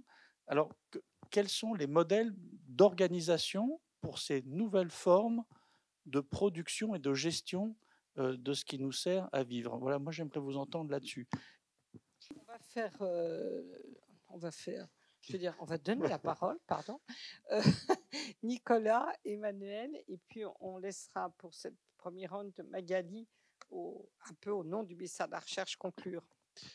Oui, merci beaucoup. Je rebondis tout de suite du coup sur ce terme de business model que j'utilisais, c'est celui de l'Institut public qui avait pour vocation de produire ce référentiel cartographique français. Et il se trouve que je pense qu'un des grands mal qu'a pu faire l'open data et sa démarche, on le comprend bien, énormément de vertus dans la distribution et le fait que typiquement l'information, comme ça a été rappelé, est un bien non rival et qu'il a plus de valeur à être partagé. En revanche, tout le problème, et je pense que dans la recherche, vous le savez bien, produire une information de qualité, ça, en revanche, ça coûte. Et produire l'information suppose une forme, en tout cas, de travail qui, généralement, est associée à une rémunération, quelle qu'elle soit. Donc, que cette rémunération, elle soit faite aux agents publics chargés de la production de l'information ou à d'autres acteurs qui seraient en charge de la production des données. Il ne faut pas partir d'une vision naïve qui est surtout en plus dangereuse, je pense, notamment en plus de notre stratégie typiquement actuelle où on essaie de renverser la logique de se dire, comme je vous l'ai expliqué, d'être les seuls producteurs de l'information et que d'autres acteurs sont pertinents pour la faire. Néanmoins, et je pense qu'il faut vraiment qu'on travaille là-dessus, c'est d'arriver aussi à justifier vis-à-vis des décideurs qui, je pense, le comprennent moins maintenant, que la production de cette information coûtait très cher et continue de coûter très cher. Et aujourd'hui, bon, nous, on est typiquement à l'hygiène. On a aujourd'hui cette boussole qui nous guide, qui dit de la production de nos données. Aujourd'hui, c'est la cartographie de l'anthropocène, c'est cartographier le changement du territoire. Et donc, dans ce travail-là, on se dote de nouveaux outils, notamment de technologies laser qui permettent de capter par mètre carré 10 points en 3 dimensions, permettant de savoir notamment aujourd'hui qu'est-ce qu'il y a dans nos forêts, de mieux comprendre les réserves de biodiversité, énormément de choses. aujourd'hui, cette mission-là, elle suppose du financement et du coup, une action d'acteur public en vue de l'entretien de ce commun. Ça, je pense que c'est un point important. Je ne vais pas faire plus long parce que je pense qu'il y aura peut-être d'autres questions. Emmanuel. Alors, le business model en santé en France. Alors, pardon. Le modèle d'affaires en santé en France, absolument. Alors, je ne vais pas répondre en disant c'est ça. Hein. C'est évident qu'on n'y est pas. Par contre, la France est assez particulier puisque, comme je le disais, il y a l'assurance maladie. Ça veut dire qu'en fait, tous nos soins, enfin, une grosse partie des soins de la plupart des gens qui habitent en France sont remboursés par l'ensemble de nos charges sociales, nos impôts qu'on paye tous, donc la contribution de tout un chacun. Donc, ça veut dire qu'en fait, il y a un coût qui est déjà, enfin, il y a quand même un coût de la collecte qui est déjà pris en charge par l'État, enfin par la population, l'ensemble, et amorti, oui, absolument. Donc ça, c'est quand même une particularité. Donc il y a une partie du coût, en tout cas, qui est pris en charge, et c'est notamment en ce nom-là que le SNDS a été partagé. Hein. Juste une toute petite parenthèse que j'ai oublié de dire tout à l'heure par rapport aux usages, puisque vous parliez justement du fait que c'est important de parler des usages et pas que de la donnée. J'aurais dû quand même, comme j'ai parlé du SNDS, parler de quelques usages du SNDS dont vous avez tous entendu parler. Le Mediator, c'est sur le Mediator qu'on voit sans aucun, c'est sur le SNDS qu'on voit sans aucun doute que le Mediator augmente les risques de décès. Hein, il n'y a juste pas de doute. C'est en regardant le SNDS. C'est malheureusement en regardant le SNDS un peu trop tard parce qu'on sait c'est une machine à mettre en route pour faire remonter les données à un niveau national. Mais 5-7 mois après, c'est en regardant le SNDS qu'on balaye l'hydroxychloroquine pour un quelconque effet sur le Covid. Hein, ça, c'est juste, vous le balayez tout de suite. Il n'y a aucun doute, il n'y a aucun scientifique qui remettra en question après une étude faite sur le SNDS.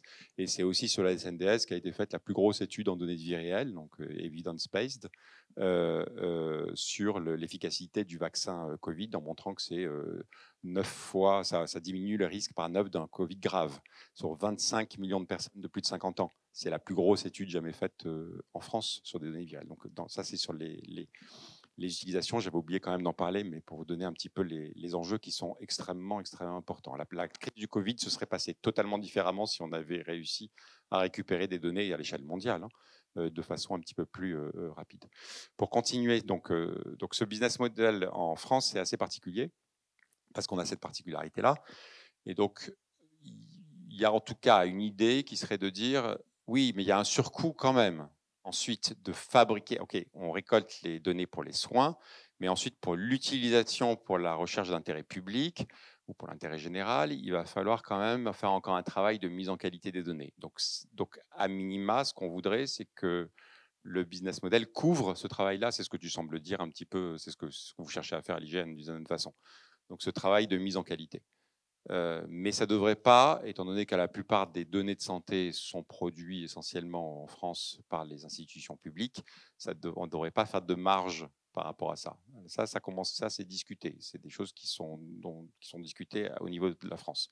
Au niveau européen, c'est des discussions qui ont lieu actuellement. Hein, je vous dis, je vous incite à aller voir le texte de régulation, le draft, le brouillon de régulation qui est sorti en mai dernier sur la nouvelle législation qui va être votée normalement d'ici la fin de l'année sur les données de santé à l'échelle européenne. Donc ça va uniformiser totalement tous les pays d'Europe.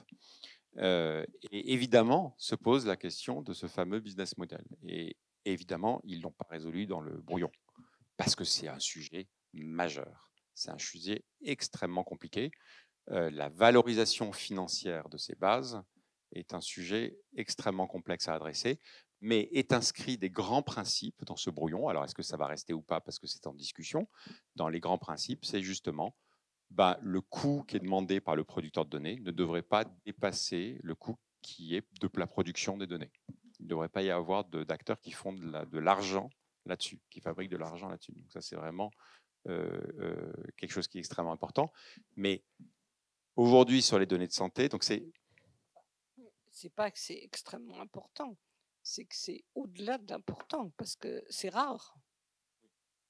C'est rare, oui. Alors, non, mais pour vous donner aussi peut-être des expériences vécues, moi, j'étais mandaté par Édouard Philippe pendant la première vague pour faire une task force data contre le Covid. Donc, les données. Donc, c'est pas moi qui opérais quoi que ce soit, mais je cherchais à faciliter l'accès aux données de santé pour les projets de recherche qui étaient importants tout de suite.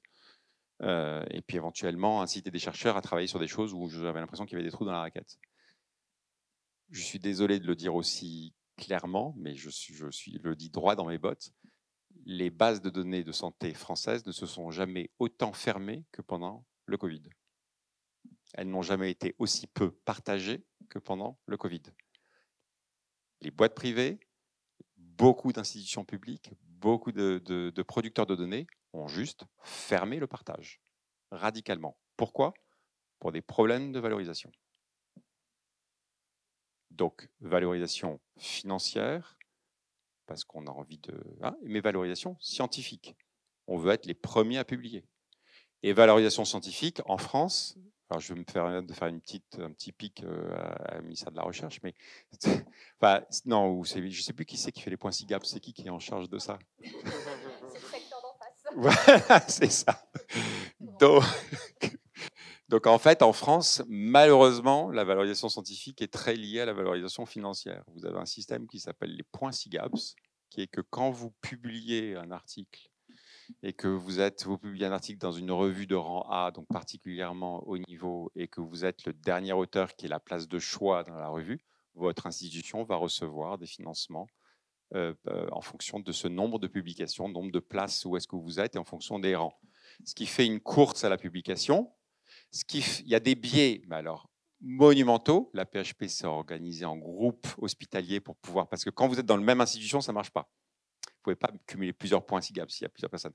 Donc, il faut diviser les institutions au maximum pour maximiser le nombre. Alors, les hôpitaux sont très, très bons là-dessus. Puis, vous avez les techniques qui sont poussées par des gens qui ont fait la une des journaux pendant le Covid, qui est je publie plein de papiers dans des revues de rang très, très bas, dont je suis éditeur. Comme ça passe et je récolte plein de fric.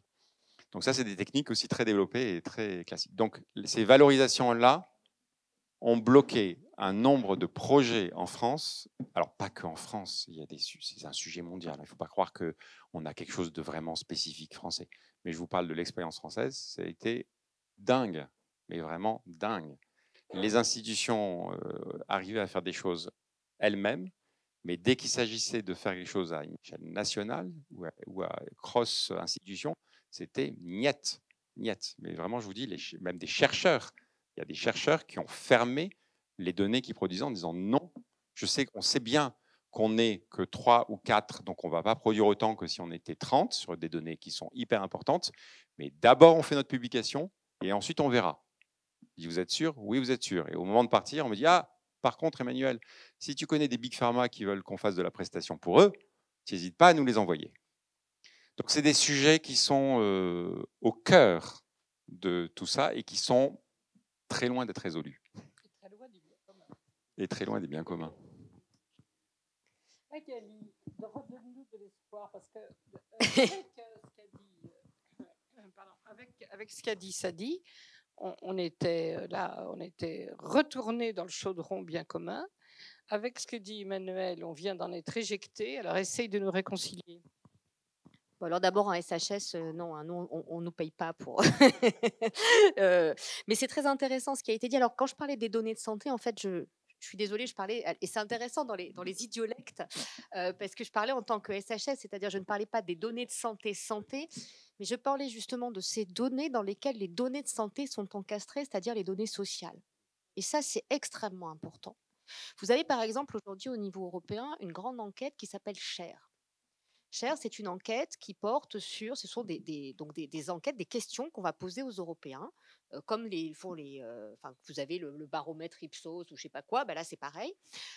Et ça permet d'avoir des informations au niveau de l'Europe, pays par pays, qui vont permettre de savoir les conditions de vie des gens. Et ça, effectivement, c'est très important parce que, par exemple, vous allez comprendre que, je sais pas, je vous donne un exemple qui est fictif, hein, le diabète est corrélé, on va pouvoir établir des corrélations, donc on a les indications sur le diabète, et puis on va se dire, ah mais oui, mais par exemple, les femmes qui vivent dans telles conditions, dans tel type de logement, avec tant d'enfants, etc., tiens, ça, on l'avait pas vu. Donc ça va permettre, en fait, de comprendre non pas forcément la cause, mais des facteurs de causalité, et c'est très important derrière, on en revient à intercroiser ces données. Et j'en arrive à mes histoires de biens communs et de modèles économiques. Parce que là aussi, ça se paye ces enquêtes. Et ce qui est magnifique, c'est que pour faire ces enquêtes-là, vous imaginez bien que ce n'est pas les chercheurs qui les font, on les délègue à des instituts de sondage. Et donc nous payons, chaque pays va contribuer pour qu'on ait ces données-là. C'est-à-dire que c'est totalement ubuesque, parce que, mais parce qu'évidemment, ce sont des telles quantités. Il faut aller dans tous les pays européens, récolter, remonter, traiter. Et alors ça, c'est important derrière, parce que jusqu'à présent, ces données d'enquête dans Projet d'eau, notamment dans ces infrastructures, elles sont mises à disposition des chercheurs. Encore faut-il que les chercheurs aient connaissance de l'existence de ces enquêtes, ce qui n'est pas forcément évident, parce que là aussi, ça bouge, ça évolue. Mais ces données, vous l'avez très bien dit, ça coûte cher. C'est-à-dire qu'aujourd'hui, quand vous êtes un chercheur, que vous allez faire un programme de recherche, vous allez poser par exemple un dossier à l'Agence nationale de la recherche pour racheter des données. Pour pouvoir travailler, vous avez besoin de données sur lesquelles il faut acheter, voire vous avez des données qui ne sont pas accessibles. Je vous donne 2 exemples, la base des notaires. Pour un géographe, la base des notaires, c'est exceptionnel parce que vous avez les véritables données foncières. Or, le foncier, quand vous faites de l'aménagement ou de l'adaptation, c'est le nerf de la guerre. Vous pouvez raconter ce que vous voulez. Tant que le foncier, en France, n'est pas propriété de l'État, vous ne pouvez pas planter un clou sans devoir racheter. Donc, dans ces données foncières, elles sont fondamentales. Il faut des années de négociation. Quand je dis des années, c'est vraiment pour avoir accès à la base de données des notaires. C'est la même chose sur les assureurs.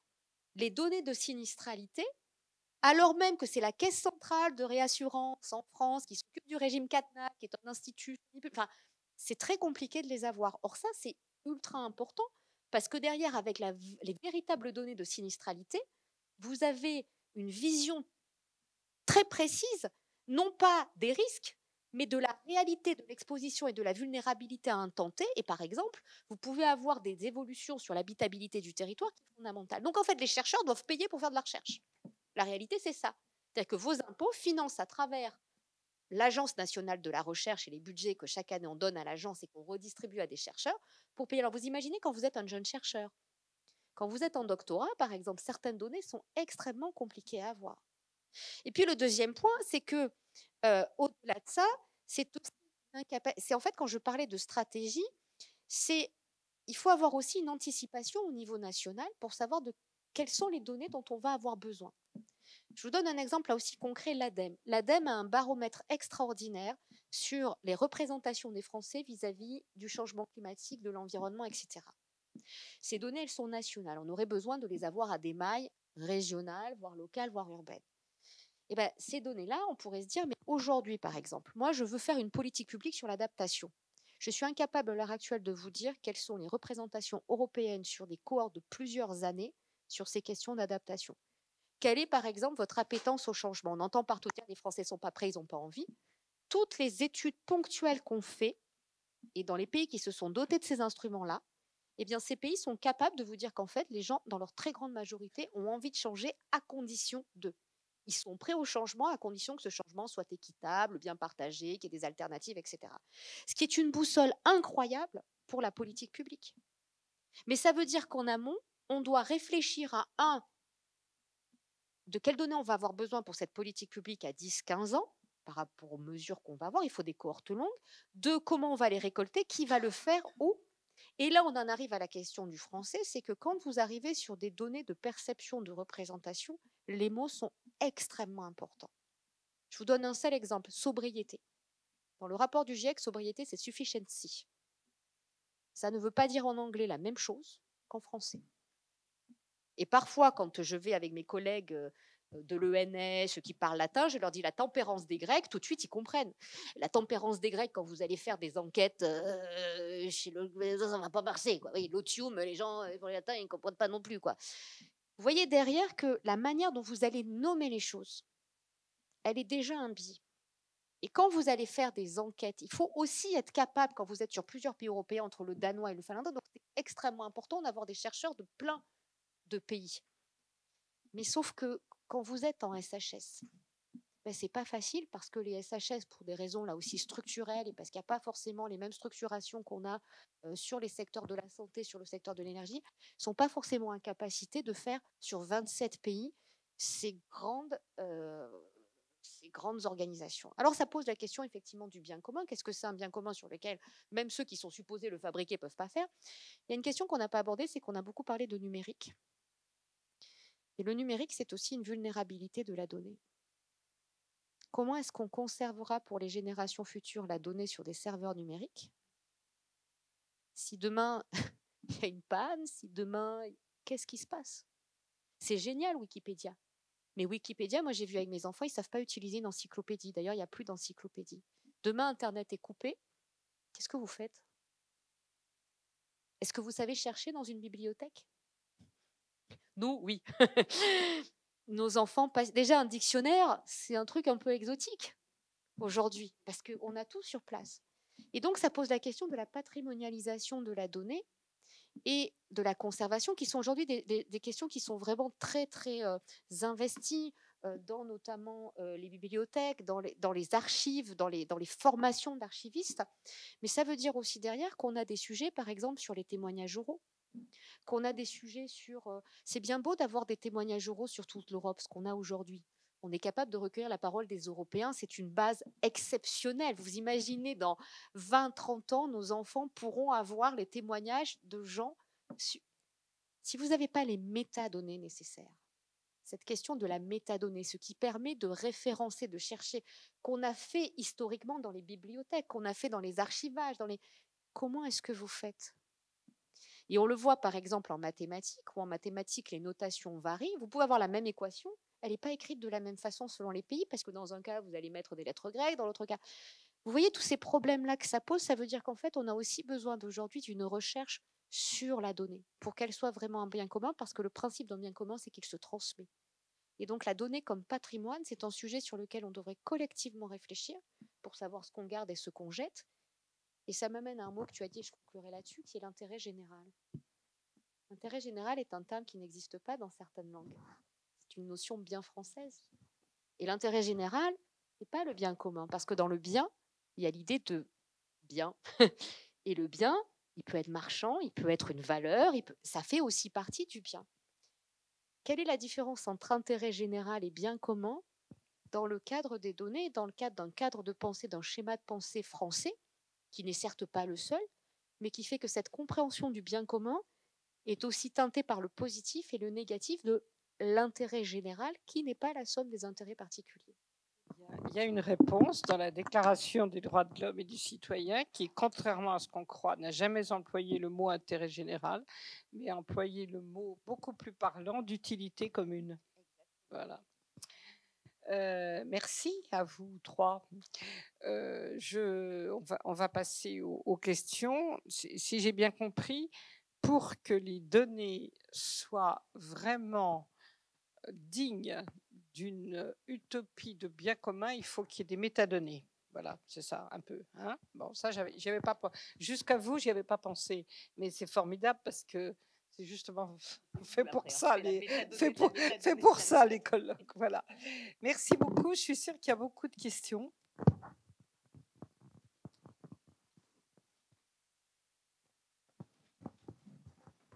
Monsieur là-bas, au fond.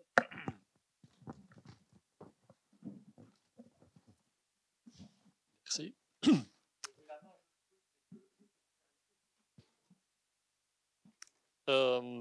Personnellement, je ne suis pas choqué par la terminologie anglaise, surtout dans le domaine de l'informatique. Et je pense que les Anglais, par exemple, ne sont pas choqués par le mot franchising qui vient de la langue française. Par contre, le fait que l'outil qui opère avec les données françaises dans la santé en France s'appelle Health Data Hub, ça c'est un peu plus étonnant. Mais bon. Ma question, c'est justement sur le sujet que vous avez déjà mentionné, M. Bakri, le fait d'avoir confié ces données sensibles à la société de Redmond. Est-ce que c'est quelque chose déjà qui a été basé sur les critères de performance ou de, je ne sais pas, dans quel champ de connaissances ça a été pris comme décision? Et deuxième question, on a parlé des outils open source et d'autant que je sache, les outils Microsoft sont quand même dans l'écosystème fermé. Et donc, sont vraiment très propriétaires. Est-ce que vous, en tant que chercheur, vous êtes gêné par cet aspect-là? Merci. Alors, je vous remercie de m'avoir posé la question. J'avais fait des appels du pied pour qu'on me la pose et ça, bon, de toute façon, il n'y a pas besoin de beaucoup d'appels de pied en général pour avoir la question, mais quand même, je voulais m'assurer de l'avoir. Bon, sur la plateforme de données de santé Data Hub, pour moi, ça ne me dérangerait pas qu'on s'appelle plateforme de données de santé. C'est un choix parce qu'on a une mission d'animation de l'écosystème à l'international. Donc, c'est vrai qu'on a une plus grande visibilité. Aujourd'hui, on est leader en Europe. Hein.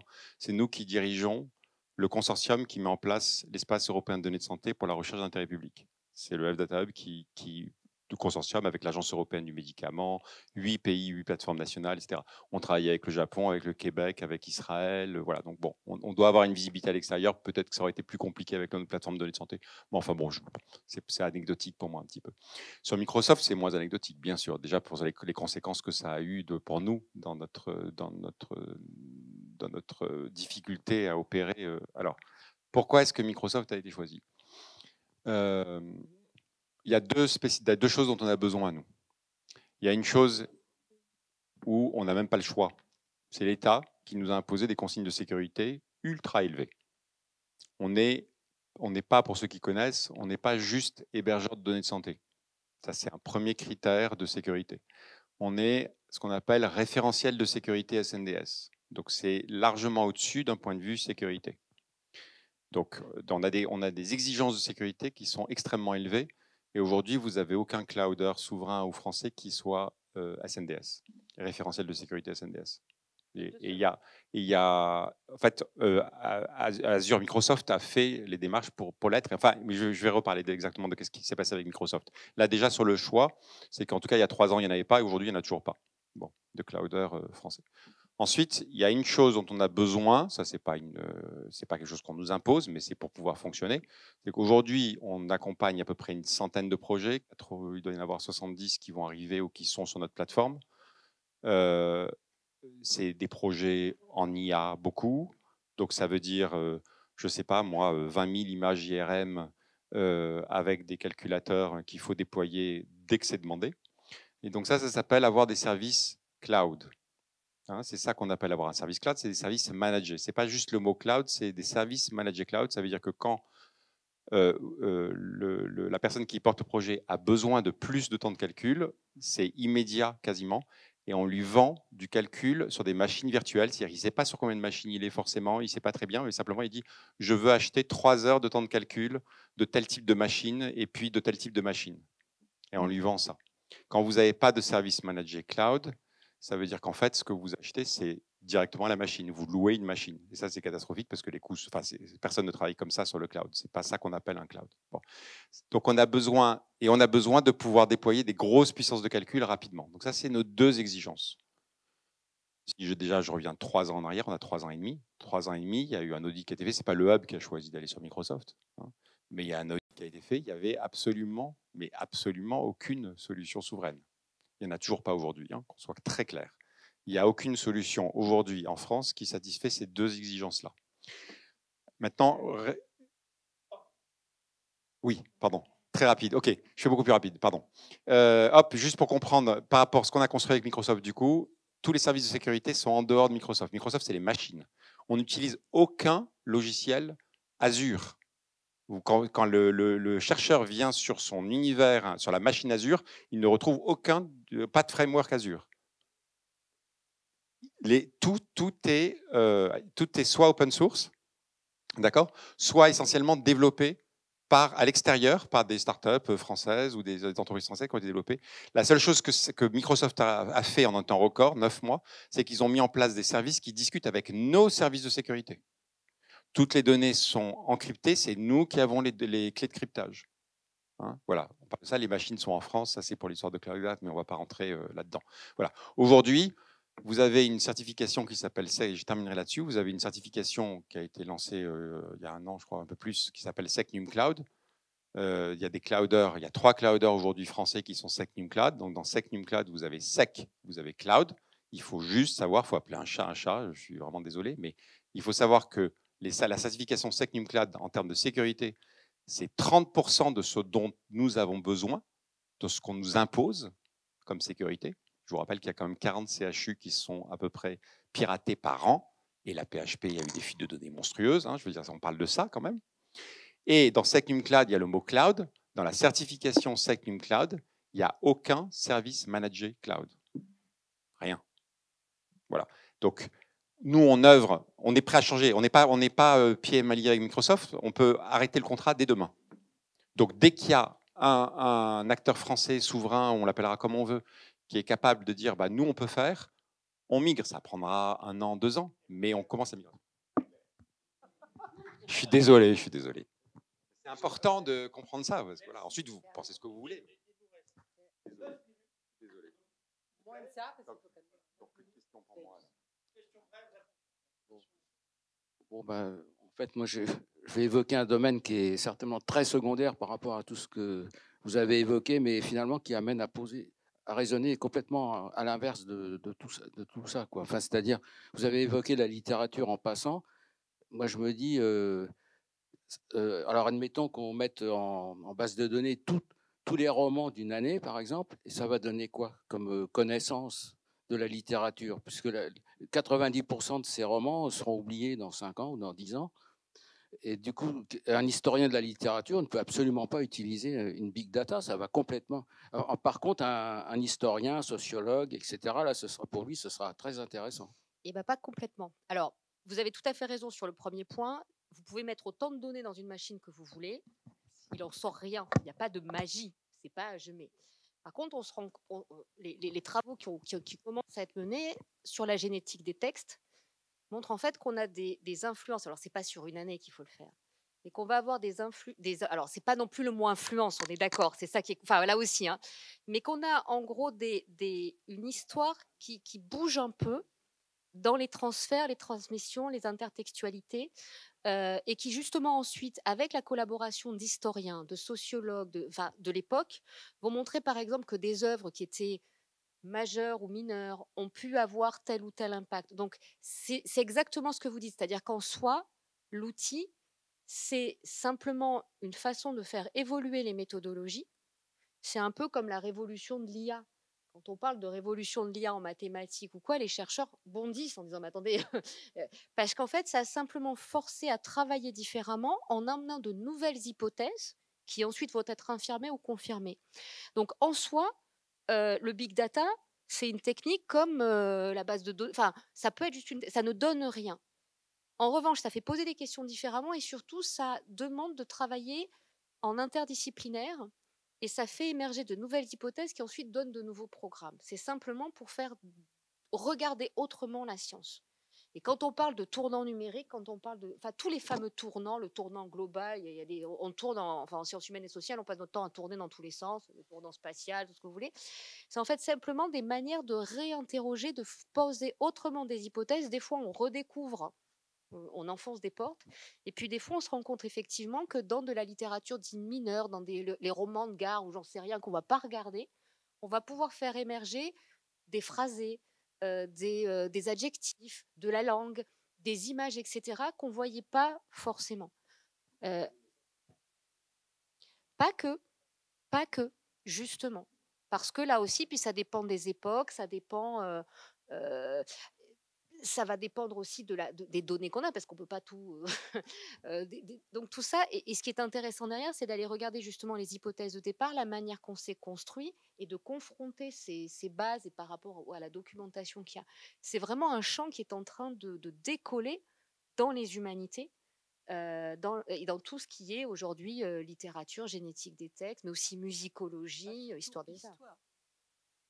Oui, mais alors ça ne veut plus rien dire si tu veux, parce qu'on va avoir des linguistes, on a des disciplines en fait qui, voilà, l'histoire du texte ou de la histoire des arts, mais au sens très large, parce que derrière on a de la linguistique, on a plein de choses.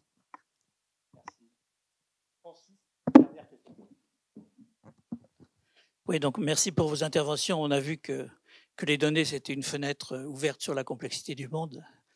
Et que pour moi, il y a peut-être un problème ou un biais, puisqu'on parlait de biais, à plaquer données, connaissances, biens communs. Je pense qu'il y a beaucoup plus de données que de connaissances et de biens communs, et que effectivement, les données, pour moi, l'importance des données aujourd'hui, c'est un support de coopération.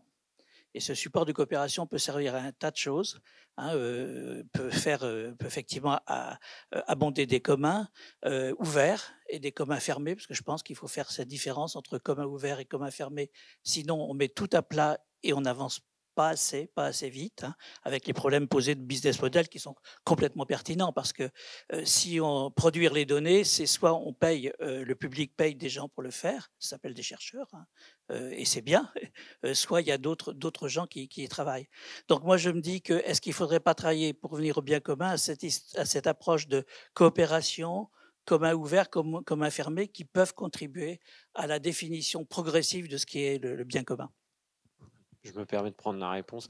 En me disant ça, je perds. Mais si, commun ouvert, commun fermé, moi, ce que je retiens, c'est la question qui a traversé un peu nos échanges, c'est la question des usages des données et en fait leur réalité après sur le territoire, et enfin, leur réalité sur ce qu'on va en faire.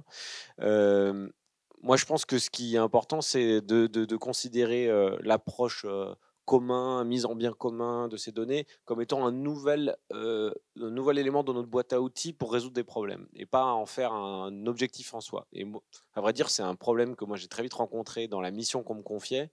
C'était de me dire, bon, on va faire des géos communs, des communs numériques à l'IGN, parce que c'est un peu cool, et parce qu'on a envie de valoriser cette manière de faire. Je pense qu'effectivement, il y a une intuition qui est bonne, qu'on l'avait peu conscientisé. Évidemment, c'est un sujet qui est essentiel sur la question des données, étant donné que leur utilisation ne fait pas perdre de valeur à la connaissance et à l'information. Donc, c'est évident. En revanche, le faire comme étant une règle obligatoire, je pense que c'est un énorme problème. Et du coup, c'est pour ça qu'à la fabrique des géos communs, on a vraiment mis ce préfixe de fabrique. L'enjeu, c'est d'arriver à répondre des problèmes nous, en l'occurrence, en tant qu'institut public, à des problèmes de politique publique. Donc là, typiquement, moi, dans les nouveaux sujets que je vais accompagner dans les prochaines semaines, c'est tout de suite des problématiques d'irrigation, cartographie des zones irriguées pour aider les préfets à prendre des décisions éclairées sur où est-ce qu'on arrête quand il y a de la sécheresse. Et donc voilà, pour moi, à la fin, il faut replacer l'église au milieu du village, et à la fin, c'est l'utilisation des données qui est principale.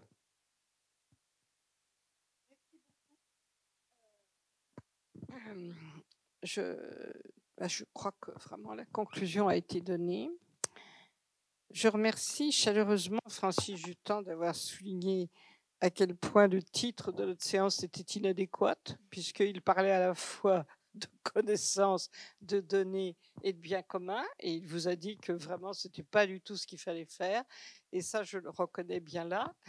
Mais en tout cas, trêve de plaisanterie, merci vraiment beaucoup à tous trois. Je vous rappelle que notre dernière séance conclusive, qui comprend donc 4 invités et sûrement d'ailleurs un autre, se passe très vite maintenant, puisqu'on avait regroupé un petit peu ces séances, c'est-à-dire en fait le 28, c'est-à-dire mercredi prochain, hein, c'est bien ça, c'est mercredi 28. Je vous rappelle aussi que contrairement aux autres, elle commence à 16h, parce que nous avons plus de personnes et nous ferons une conclusion générale de ce cycle en vous expliquant un petit peu ce qu'on va en faire avant d'ouvrir le cycle suivant. Voilà, merci beaucoup et bonne soirée.